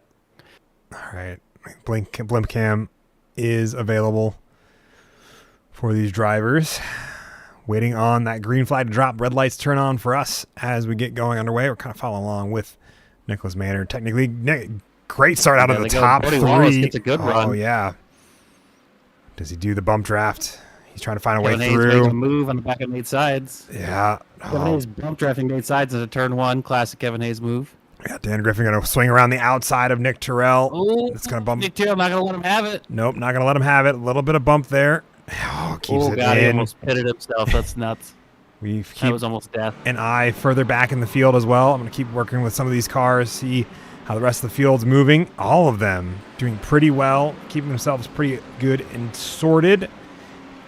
Only big movers. Oh, Luke Plaisance, Ben Widener, Tom Leeson.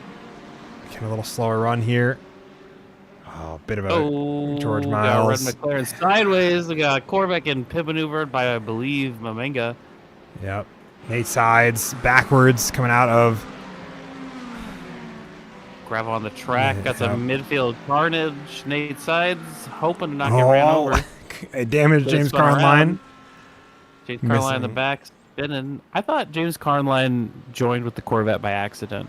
Was that guy Nope. last week? No. That was Beans. I'm trying to remember who it was. Dan Griffin, Nicholas Maynard, duking it out, trying to find a way around Nick Terrell, who's making that car as wide as possible. And so the two of them keep trading back and forth on who's in front of the 200 Force liveried or 100 Force machine. And meanwhile, you got Brody Wallace sitting back there waiting, Yep. keeping those two fighting. Nick Terrell up front lets him stay in the action. Yep, Luke Plaisance up a position as well. Kevin Hayes up 4 positions from where he started. Had a great launch there. Fastest lap out of Nick Terrell. The rest of them following suit. Oh yeah, we got Luke Plaisance right Yeah. behind Brody Wallace. We got a whole got interesting group of cars up front. Yeah, battle for the lead in the podium positions. Well and on. Dan Griffin makes the look on the inside, trying to force the issue. But Nick, This track invites Terrell- that every hairpin. every that was a Marcus slow, move right there. every slow corner gives that opportunity. Ben Widener coming down pit lane. There he after goes. that. And he's going to go out the long way, trying to go around the outside. Mike once again That, betting on Kev. Unfortunately, I think slowed down his teammate. It slowed down both of them as a result. Nicholas Maynard still Yep. trying to find his way around Dan Griffin, trying to find his own way through. The two of them trying to work together. Nick Terrell getting just a little bit better time throughout most of these corners. They keep making the look, but they're not able to keep the move in as these top 4 keep going on. We have breaks all up and down the order. A couple of cars jumping to pits. Kevin Hayes finding himself off track just as soon as you bet it, Mike. Once again. Kevin. Great run out of Ben. Brody Wallace trying to take the fight to Dan Griffin, but Dan Griffin's going to break later to keep that fight in the favor of himself. Brody's going to try to find his own move. See, Dan way Griffin, around. defensive line right there. You can't stick your nose in. Nope. It's crazy how that works. But that opens up a gap between him and his teammate, Nicholas Maynard, who is still trying to fight with Nick Terrell for the lead of this race. A couple laps in. Kevin Hayes now finds himself fighting Nate Sides, both of them having spins earlier on, now going too wide in the back of this field. Dan Griffin getting the fastest lap amongst all of this. As we take a look further a little ways in, Matt Markley, Kelvin Collado within a couple tenths. Daryl Leininger amongst all of that. Keeping an eye as well. Hayden Mamenga, Joshua Harless going to go too wide through turns number 1 and 2. And he's going to give that position up as he works his way back through. Landon Orr getting a good run as well as Joshua Harless. Both of them up 10, or Joshua Harless up 10. Landon Orr up 7 in GT3 AM. Tyler Roberts, and I think that's going to be Joe Evers battling it out in the back half of GT3 Pro. Battle up at the front of the grid, going nowhere. All 4 of these drivers, I would say, well and truly into a battle. George Miles and Jordan Oliver have passed each other 17 different times, and now Jordan Oliver's off track. I'm gonna take a quick I don't look know, at they, like 10 passes in 1 second. Yeah, I think it was they must have been side by side the whole time. Yep, dueling it out through turns 1, 2, and 3. And I wonder if that didn't end with the car traveling out a little too far wide, trying to battle it back. There's a couple first 2 looks. You see Jordan Oliver having the great little switcheroo inside line here. He's going to keep the door in. Keeps it going. Oh my gosh, too wide throughout all this opening sector. A great chance that's a good there. reason. God, it's still too wide. And finally the grass and the gravel catch Jordan Oliver and take him out. That's some good stuff. But Nick Terrell, we missed that. Went off track and they got around him. Shit. But he's taking it back. Well, he's keeping it in. It's going to be a little bit interesting. Keeping the nose in to fight with Dan Griffin. Nicholas Maynard getting around because of that off track. Nick Terrell technically serving that slowdown penalty amongst all that. As they go, Luc Plaisance getting the fastest lap of the race amongst all this. You're telling me he served a slowdown penalty and passed? Well, Nick Terrell kept his foot in to not get passed by 2 cars. Oh, and what a G. Managed to serve a slowdown penalty. I think we need to go back and see his off track if we can. We certainly can. I need to see what happened. I think it was just a little bit on the exit here. You'll see it. Yep, just a little touch, but it's enough to cost him the time there.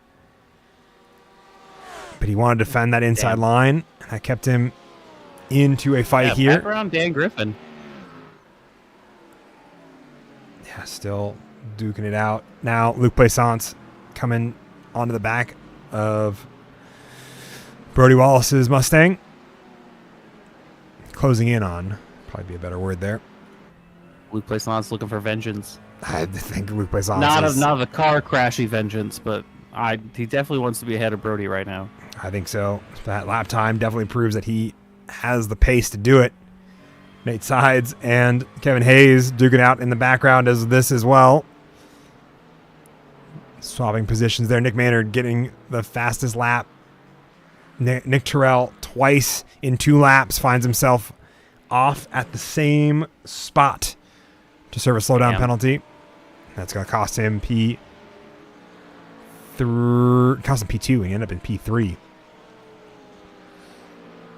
James Dean, love to see OMEC still going strong. Yeah, buddy.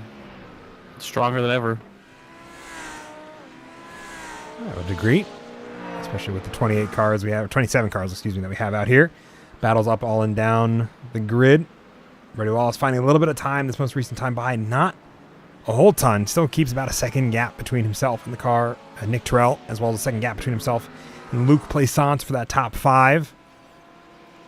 Daryl Weininger is going to be kind of right behind Matt Markley. Matt Markley at the head of a trio, a conclave of cars. You can see all of them in the shot there as they come through and get into Kempsa. You have Matt Markley, Daryl Weininger, Patrick Cantrell, Alex Holler, Jason Larson, and a little ways back from Jason Larson is going to be Sebastian Trillo. Jordan Oliver labeled as crashed.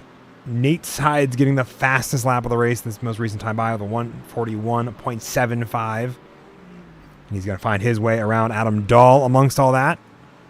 As Adam Dahl kind of in a race of his own after that early lap incident.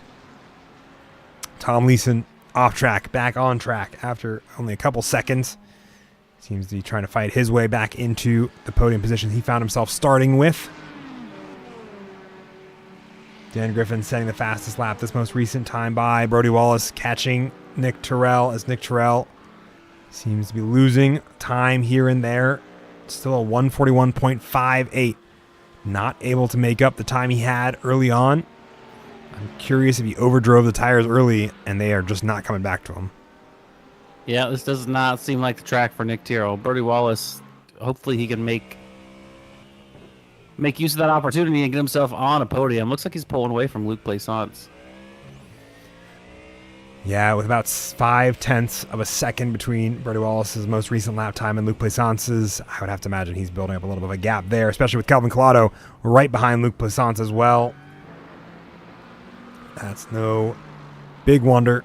Pairs of battles still happening here. Dan Griffin finding his way also within a second of his teammate up at the front of the grid. Battles all up and down the orders. I raced AMs the 22 or 23 season. Miss it every day. Well, then come join us. We got plenty of space. We're here every Tuesday. Absolutely. You can always come back. I just love the setup that allows them to just ride the sausage curbs and make it look like they're doing a 50-50 grind on them with these Lamborghinis. Yeah, I've seen that. That looks like it would be rough. I can't imagine. It's definitely a unique experience. Oh, Luke Plaisance defending from Kelvin Collado. 1/10 less than as they get into turn number 1. Who's going to be latest on the brakes? Kelvin Collado swings it around the outside, runs deep, and gives himself a great apex for turn number 2, but it's not going to be enough speed to keep himself in front of Luke Plaisance. And Luke Plaisance's early defense playing off well to keep him ahead of Kelvin Collado for the moment. I think he came on the radio there. So you've got the radio available. He did. He said, so we meet again. Speaking, I raced that Aston one of the seasons, and it fires up the tires super quick. The first half of a sprint race, you got amazing tires, but it drops off more than the other GT3 cars. But they had the quickest tire warm-up of all the GT3 cars. You could just get right on it. So I think that's what we're seeing here now. If he can get around him, he might be able to hold off Luke at the end of the race. But I think if we check back into these guys the last half of this race, I think the Kelvin's not going to be looking as strong as he is now. That's my prediction. I'll have to see how this plays out for all of them. See if Brody Wallace can find the last couple tenths to get around Nick Terrell as well. The gap opening up to 3 seconds between Nick Terrell and Dan Griffin up the road. As these two tango, we have so many pairs of cars fighting each other up and down the order. We have that whole train of cars behind Matt Markley as well. We'll see them, I think, hop into frame here just behind Kelvin Collado and Luke Plaisance. You can see them there. 5 cars all strapped together, about 2 seconds separating the first to last one. Jason Larson, right along the roof. Jason Larson, I want to see if we can get some good racing action there. See what it looks like to be kind of on board with one of these cars for a little bit in this pack.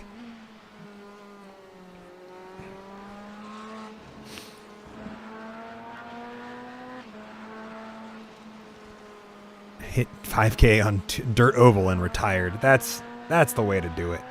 But if you have an urge for GT3 racing, you can find it up and down the order here, which I think we'll see. Have you gotten out of rookies in any of the dirt series? Me?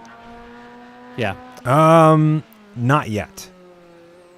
I've been meaning to. I did on dirt road. Dirt oval is rough. Well, yeah, it's dirt oval. It's definitely going to be one that's safety is not a huge priority. I think dirt oval is the most toxic series. Ooh. 2x2 as they come through. Look at them go. Oh, letting them through. Yeah, I think Nicholas Maynard has to serve a slowdown penalty, I think is part of that issue. You see that yellow there, which means the black furled flag. I don't see the yellow, but... Yeah, it went away. Oh, good. Over the sausage curbs. Yep. Their car definitely lifts up going over Yes. that. Like, it is grinding on that sausage curb. Yes. Someone going in the pits. Yep, that's going to be Benjamin Widener. I don't know what for this time, other than maybe to fix the car again. Maybe some damage there. Brody Wallace, Nick Terrell, almost too wide as they get through turns number 1 and 2. Defensive line out of Nick Terrell. Again, we got these pairs of cars battling it out. I definitely like seeing these close battles. Brody Wallace still not afraid to make some moves after the last race. Good to see. Well, yeah, he's like, I got to prove I can be in pro now. I got promoted this race, and I've got to see it through. So I can imagine we'll see a bit of a look here at some point in the near future. Something recent I left it. I started racing around GT3s, found OMEC, and it's custom championship. Yeah, it's dirt oval to tarmac road is such a huge change in your driving capacity. Ooh, Matt Markley getting a slow run out of that middle sector coming into La Campa. Sees him almost make a pass. Sorry, I sees Darrell make a pass. Oh, late into the braking zone for Darrell Weininger, looking for the move here. Going to have the outside line running into this next open hairpin. So Matt Markley going to hold it on the inside. See if they can make it stick. Such close racing. Both giving each other plenty of room.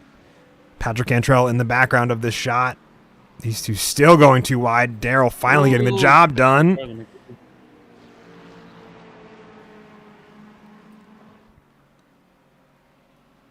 And Darrell finally getting the move stuck and done in. Patrick Cantrell looking on the inside for the move now as Matt Markley struggling to keep up with the momentum.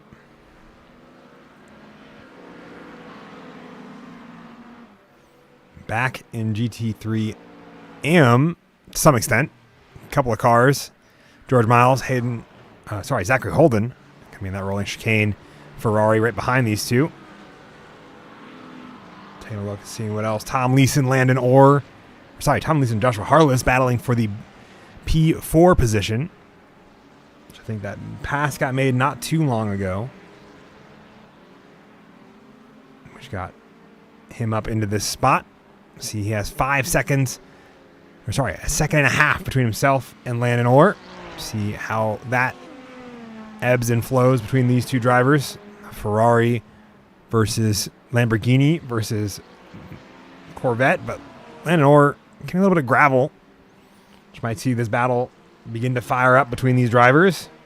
I think the answer is yes, with that dipping now under a second between each of the drivers. But Brody Wallace. Not a lot of Brody Wallace getting to move. I was going to say, not a lot of Ferrari spins this track. Well, not a lot of GT3 spins this track. And Nick going for that defensive Except Kevin line. Hayes. And Nate Sides. Ooh, going for it. Going for it. 100th separating the two of them. They are going to see who's late first in the braking zone.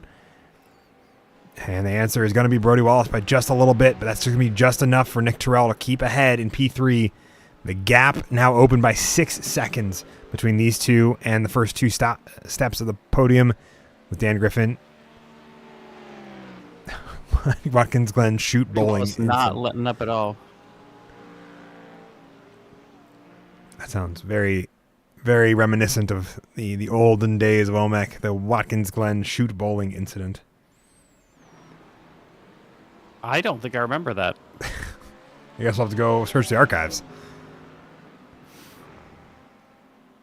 Meanwhile, battle here. Tom Leeson, Landon Orr for P3. Landon Orr finding a little bit more time here in this sector to open it up to just about a second. He lost time coming into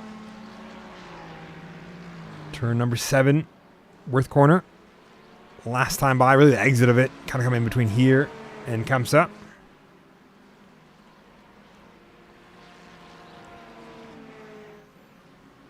All right, over halfway. Brody Wallace is just so close in these closing couple sectors. Let's see right on. Yeah, he's not letting Nick Terrell have any sort of breath whatsoever.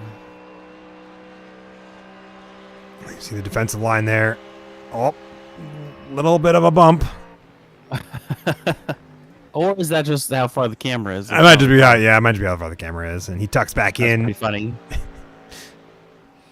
Portion of the fence, then mock Jesus back onto the track, and to me rolled my Audi like 8 times. Ooh, going for the outside line once again. Nick Terrell playing defensive. Can't really make that outside line stick, Nope. except here he's getting a little bit of speed. That was a good switcheroo. That's a little. But again, he's on the outside. And with how late Nick Terrell is going into the braking zones here, it's really becoming kind of a dogfight, and this is just costing them both time as that gap opens up to 8 seconds between themselves and Nicholas Maynard up the road. But we applaud them for it. Yeah, it makes a good broadcast. It does make Please a good keep broadcast. wasting time. It's good. The problem is it's hard to beat the Porsche on corner exit. It certainly does. They got all that grip coming out of a corner. Yeah, these three battling for the bottom step of the podium as well. Let's see if I go onto an onboard here. 2024 season.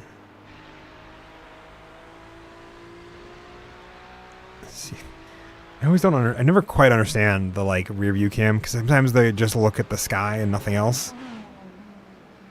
Yeah. 0.2 between these drivers, up to 3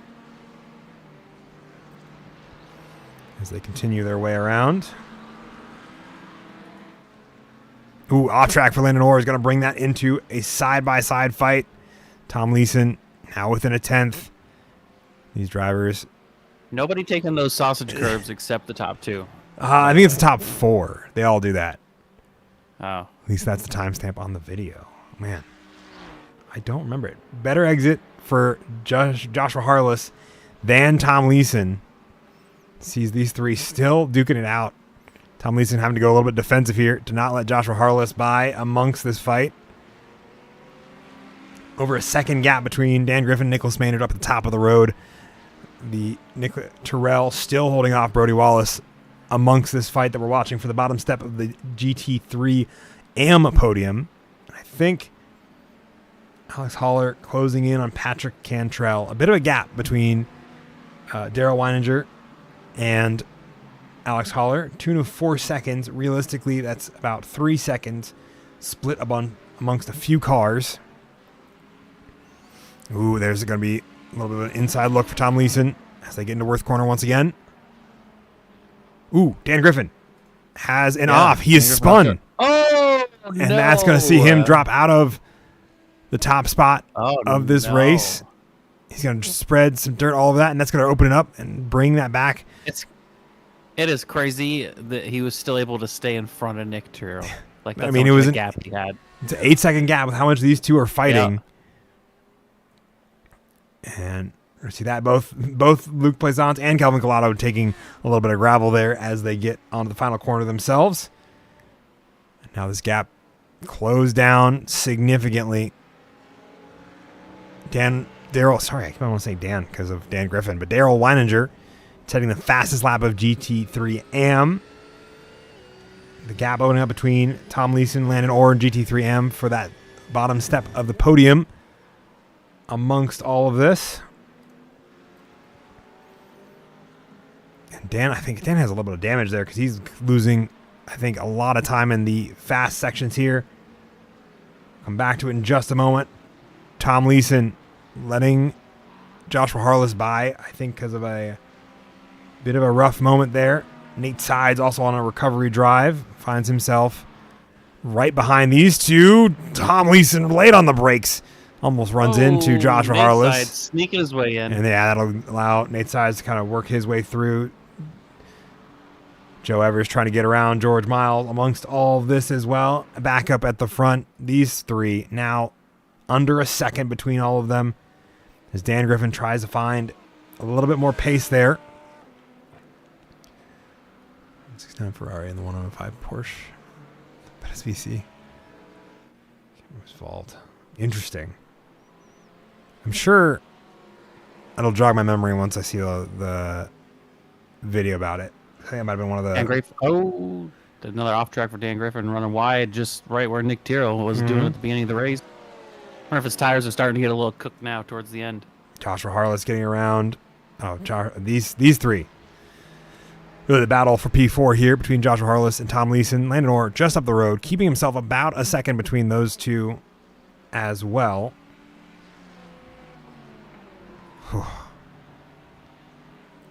Tyler Roberts with the black flag for incident limits, along with Wesley Woods. Oh.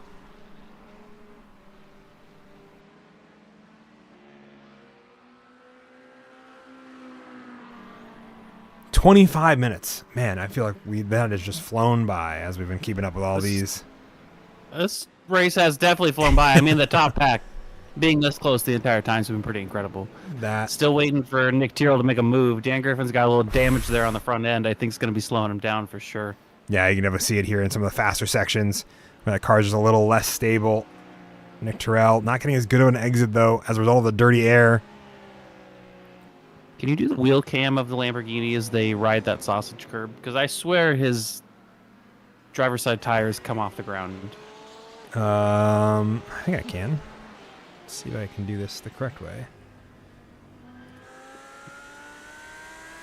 We're getting there. Right there. Oh.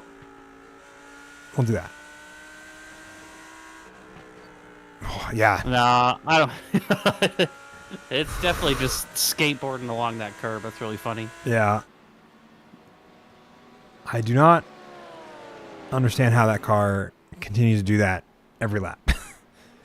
You think they do that in real life? Probably not. I think that That's the car. preferred line. I don't think so. I think that would absolutely cause damage to that skid plate. Well, we got about 5 minutes left. I'm excited to see who's going to make the move out of these top 3 up here. Yeah, it's going to get feisty. Probably about, I'd say, 3 laps this recent time by. Back in the midfield, you still got Landon Orr holding off Joshua Harless and Tom Leeson. Yeah, this battle for the bottom step of the podium here also not decided yet with only 3 laps to go. Adam Dahl getting a black flag here for incident limits as well. And Nick Terrell getting around Dan Griffin as soon as we jump away. Oh. So I'll look back at it. Let's take a look at this pass as it happened. Just a better exit into Worth, out of the kind of open hairpin into the Worth corner. And that's how the job gets done. And now Brody Wallace can carry that momentum. Yeah, Brody Wallace trying to see if he can keep up with Nick Terrell. Nick Terrell getting a little bit of a breather from Brody Wallace, who's been pressuring him for the past 30 minutes. Oh, crash from Tom Leeson. Brody Wallace all over the back of Dan Griffin. Yeah, Tom Leeson late on the brakes. I wonder if he just over-rotates it here and tries to apply the power too quickly. Oh, nope. Yep. Yeah, keeps it out of the wall. There we go. But he's gonna lose some time there. And yeah, you can see that gap that gets built there as Dan Griffin loses a little time. Move on the inside. Brody Wallace definitely got some aero damage, I'm thinking. Yeah, Brody Wallace getting pushed him on the edge a little bit. Yeah, a little bit. But getting that pass made very quickly to not lose any more time to keep up this fight now for the 2 steps of the podium. Originally the bottom step of the podium. But now Brody Wallace wants to make up even more time if he can. See what he can do here with 2 laps to go. Luke Plaisance, Calvin Collado within a second of each other as well. Landon Orr and Joshua Harless also battling it out for the bottom step of the podium. Jason Larson, Patrick Cantrell, I think in a battle as well. Sorry, Jason Larson and Matt Markley in a battle as well.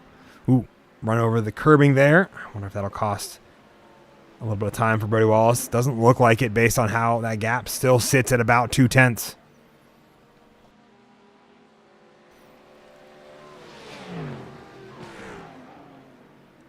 I've got Luke Plaisance and Kelvin Collado fighting for P4 and P5 overall. Yeah, we got that gap there. We've got these drivers here. We got Jason Larson and Matt Markley right behind them. We have the battle for P3 in GT3AM. Making a move. And Kevin Hayes going to work his way through and break up that fight. Matt Markley is going to get around Daryl Weininger. I wonder if Daryl Weininger has... Oh, he had it off track. That's probably what happened there. Nick Terrell getting a great run here down the start-finish stretch. I believe that's going to be the last lap here.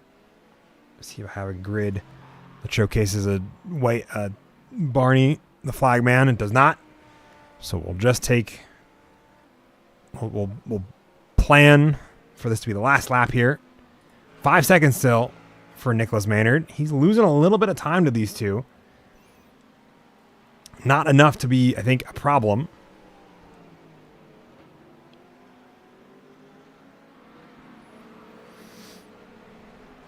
Yeah, Alex Haller coming under fire from... I believe that's... Sorry, coming into... Oh, yeah, Brody Wallace getting loose, coming out of that corner with that gravel. Dan Griffin gonna take that opportunity, taking him on the outside. Gonna keep the damage on that front right tire. Keep the pressure. It, a little bit of bump. Ooh, that's unfortunate. We'll see if Brody Wallace has anything to say about that. He's got a great run here down the backstretch to get that move made back around, but Dan Griffin knows that, so he's going to play the defensive game, run along the inside, hopefully outbreak Brody Wallace, and that looks to be what has happened here, but can Brody Wallace go for the over-under in the closing stages. Meanwhile, Kevin Hayes made a pass on Landon Orr. And Landon Orr is crashed. Oh. R.I.P. So We'll go back and take a look at that after this race finishes. Yeah, we oh, will. we're going to look right now. Nope. There he is, taking a 10-point turn. that's going to see Nicholas Maynard come home first. Nick There he Terrell goes. just behind, 4 seconds going home in second. Dan Griffin and Brody Wallace going to finish third and fourth. Oh, P4, heartbreaking. It's going to be heartbreaking for Brody Wallace. Luke Plaisant's going to keep ahead of Kelvin Collado in that tight battle for the top 5. Matt Markley getting home ahead of GT3 AM winner Daryl Leininger. Jason Larson going to keep ahead of Patrick Cantrell. Alex Haller going to come home P2 in that Solar Motorsports Continuum. Excuse me. Kevin Hayes, after his spin early on, going to come home in 10th. Just ahead of Joshua Harless, who I think is getting pushed by Nate Sides. I'm not entirely sure. They do get it done. George Miles, I think he's going to come home and round out P4 here. Hayden Mamenga, Zachary Holden coming home 5 and 6 for their respective teams. With Hayden Mamenga serving his black flag drive-through penalty. And we have Landon Orr, who has to serve one as well. Let's see what happened to Landon Orr when he was labeled. Let's go see the pass first. See the pass. Oh, yeah. There's the pass. Yeah, there's a pass by Kevin Hayes. Oh, and there's a bump there. I wonder if it's just too much rotation. Yep, you can see it there. Gets that pass made. That'll do it. That's unfortunate. He had Unfortunate. a whole nice, clean race there till the very end. Yep. And with that, we should have some results here in a moment as Wesley Woods and Jordan Oliver work their way around the final corner. As Jordan Oliver is pushing Wesley Woods, who might be out of fuel. I'm thinking that's what happened here. Yeah, I can hear it on the radio. Okay. He's braking. Why is he braking? Shifted into neutral. Maybe that's what he's trying to do. He has to brake to go down to neutral. So it won't let him do it in neutral if he's moving. That's unfortunate. 4x, 4x, 4x, 4x. Should just be 0x. No, but it'd be funny. Both of these drivers have black flags they need to technically serve. We'll see some good sportsmanship from these two drivers to come home in 10th and 11th in GT3 AM. Corvette opens DRS by removing its rear wing. That's one way to do it, I suppose. And we'll see these two come home, and then we'll get some nice, good grid results for the race. That's Sanderson, liveried GT. What a finish. They're not done yet. According to this. Oh, well. They made it. With that, we're going to see Nicholas Maynard come home with the win, back-to-back for him tonight, ahead of Nick Terrell, who comes home in P2. Dan Griffin, after losing out because of aero damage, will see himself come home on third, just ahead of Brody Wallace in that late stage fighting. Luke Plaisance rounding out the top 5. Kelvin Collado in a heated battle with Luke Plaisance for that position as well. Matt Markley, Jason Larson, Patrick Cantrell, and Kevin Hayes going to round out the top 10. Nate Sides, Tyler Roberts, Joe Evers, as well as Ben Widener, going to round out the 14 drivers that take home to the checkered flag. And Sebastian Trullo is going to be the one driver who does not finish out of GT3 Pro. Do you want to cover GT3 AM, or do you want me to let me keep rolling with it? Keep rolling, buddy. All right. Daryl Leininger is going to take home the win there, 3 seconds ahead of Alex Haller. Joshua Harless is going to be the survivor of those three drivers in GT3 AM that had a three-way fight, which included Landon Orr and Tom Leeson, both those drivers having incidents earlier on. George Miles and Zachary Holden going to round out the top 5. And then we have Tom Leeson, Adam Dahl, Hayden Mamenga, Landon Orr, Wesley Woods, and Jordan Oliver that come home. The 11 drivers that finish this race. James Carnline, 17 laps down after a result, after some damage earlier on, took him out once again. All right. Interviews, thoughts as we finish our second race and our final race of the evening tonight. That was a real close raase. We're gonna bring in Brody Wallace. Oh, hey. What's Bring in going the on? end, just like that, on the spot. How was that race? We were super close to Nick Tyrrell that entire time. Talk us through it. That was so much fun. That was an ungodly amount of fun. Nick, props to him.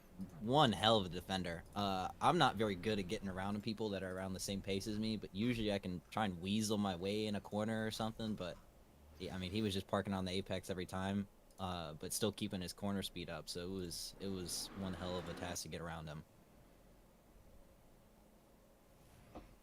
Yeah, that was good. How was the? I can't think of anything else to say. It was a pretty good race. little cleaner ending than the last race. It was good to see.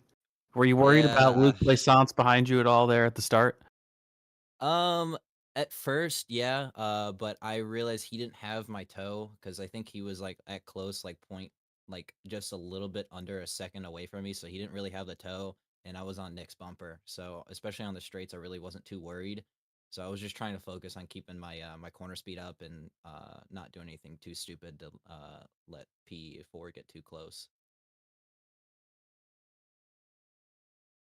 Well, honestly, that's all I got. Fen, you got anything for Mr. Brody Wallace? How's it feel being in GT3 Pro? Feels pretty good. Feels pretty Good. good. All right. I'm gonna get Dan one of these races. I'm gonna get him. You almost it's had the him. second time you got me. Yeah. He found the opportunity, seized it, made that car as wide as possible. Did you learn anything I about felt it. defending amongst that? I wish I could make my car less wide because he bumped the fuck out of me. I'm not gonna lie. he got me pretty good on the door, which I'm okay with. That was fun.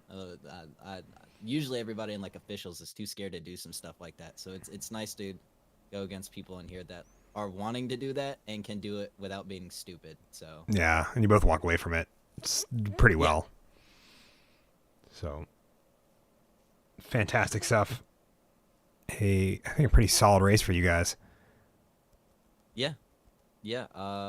I'd say this track definitely allowed for a lot more battling, especially off the start, which was nice. And it was honestly pretty challenging, especially in these tracks, because I would get a run on Nick or whoever.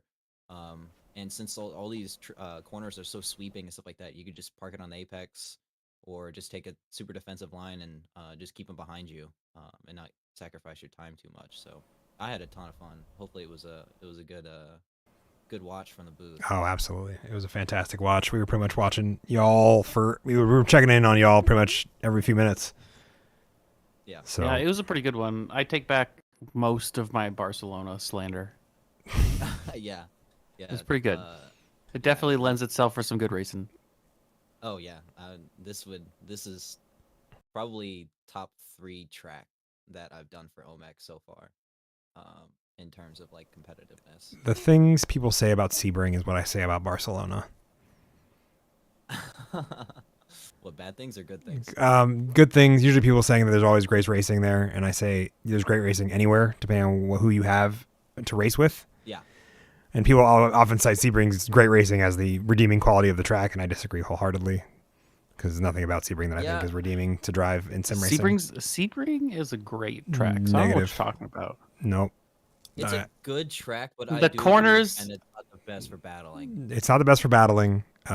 It's super bumpy, so if you're in anything with like a zero down, like anything with downforce, it's always super unstable. Like, it's just not a fun time. I don't like driving it. This is a super personal opinion, and I'm not saying you have to agree with me. I just don't agree with people who say that it's good racing happens there, which makes it a redeeming track, and I disagree with that, because every track has good racing if you have the right people. Like tonight here at Barcelona. Yeah. I mean, the only thing you can really do in a GT kart like Sebring is just get a run late sector 2, sector 3, going into sunset, and just hope you can keep it. And if you're not around them, then you're going too wide into T1, and then somebody's dying. So I will die on. No, I will kill on this hill. Sorry, I won't die on this hill. I will kill on this hill.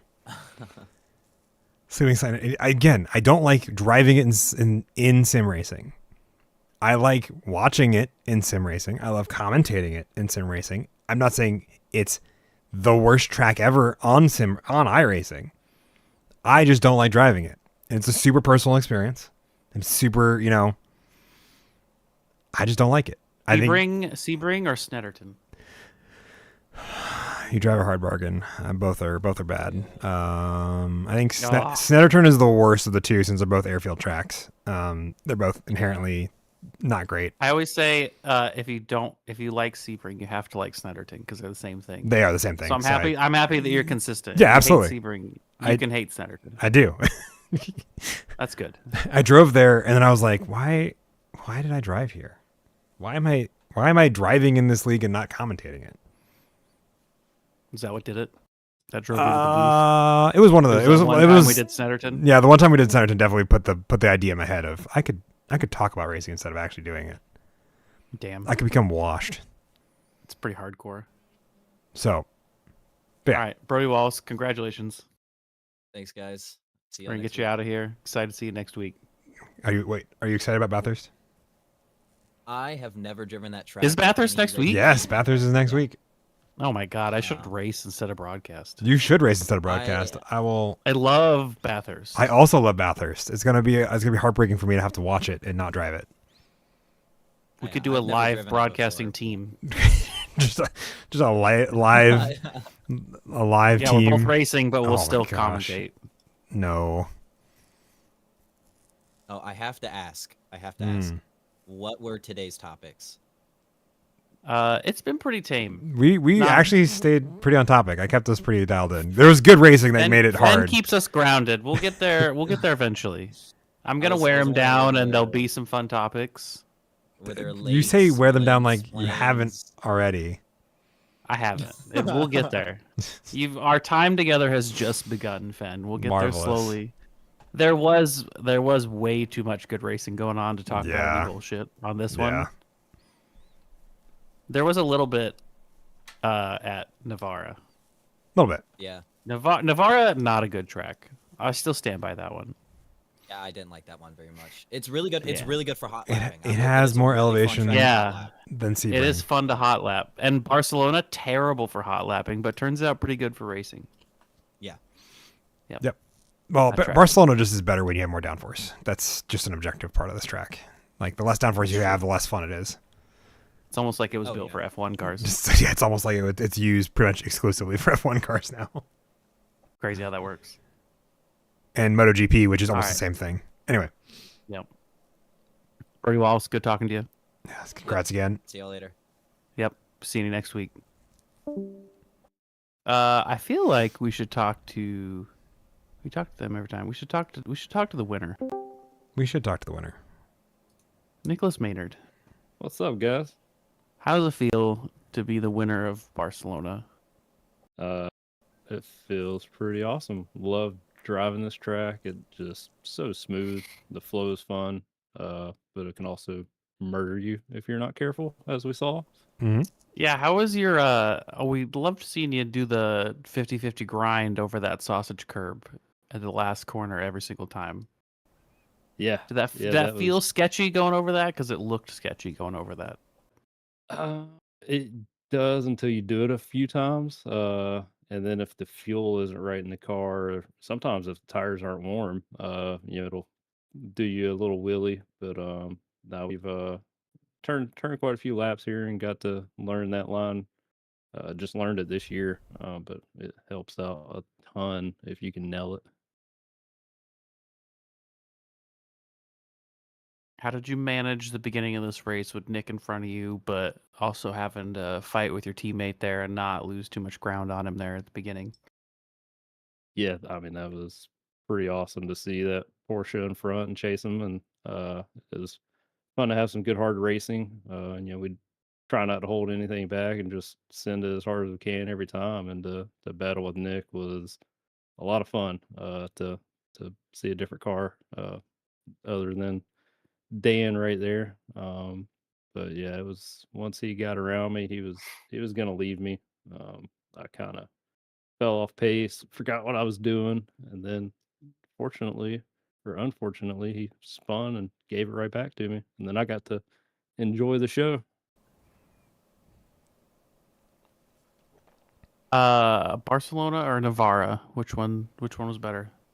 Oh man, they're different. I forgot how bumpy Navarra was. Oh Like, yeah. that place is a drive. Mhm. Barcelona. I get lost just at 'cause Navarra. yeah, right. And then the corners all first few seem the same. corners Yeah. remind me of Portimao. Yep. Yeah. Yeah, I Like the mistaked inverse. it for Portimao on the broadcast when we first started. That's right. That's fair game right there. Easy to do. But yeah, I would say Barcelona for a flow, but Navarra, I don't know. They're equal in my eyes. Snetterton or Sebring? Oh gosh, gotta go Sebring. Oh, that's Yeah. okay. That's okay. We'll forgive you. Are you excited? No, Are you excited don't for say Bathurst next wheel week? like I like either of those tracks. You can forgive him because you like Centerton more than Sebring. I hate both of them equally. No, I like Sebring more than Snetterton. Okay. Gosh, I'm trying to think the last time I drove Snetterton. Yeah, you never do. It's pretty Had to terrible. It's probably been a long time. We did it one season in OMEC, and everyone really hated it. It was a really unpopular track. Yep. I remember That's that. unfortunate. But I always say if you hate Snetterton, then you have to hate Sebring because they're the same track. Yeah, they are pretty much the same. How long has Snetterton been on iRacing? A while. I don't remember. A long like, time, and then they 3 made it years, 4 free. years? And yeah, it's now a free track. Yeah, I paid for Snetterton back in the day. I also paid for Winton. Still salty about that one. Oh gosh, yeah. Sorry about Yeah. that one. That's okay. Well, that's all I got. Fenn, you got anything for him? Bathurst next week, 90 minutes. Yeah, yeah, Bathurst. You Oh dude, I Are you love excited? Bathurst. as the rest of us are? Yes, I would say so. Good. Good. Yeah. I just have a question for you guys. Is Brody a pro now? Yes. Brody's a pro now. Yes. That happened live on stream. He got upgraded live on the broadcast. We forgot about it, and we're like, "Oh, hey, Brody, you're pro." Yeah, So- that was awesome. Yeah. Yeah, there's no way he can be AM. No. Yeah, he found that other gear and is putting it to us. Yeah. Well, congratulations, P1. Thank you. We'll be looking forward to talking to you next week. Sounds good, guys. Thank you again for putting on the show and running the league. It's been awesome. Glad to be back with you guys. Absolutely. Thanks Happy for to racing have with you. us. Yeah. Yep. Awesome. Cool. See you next week. See you guys.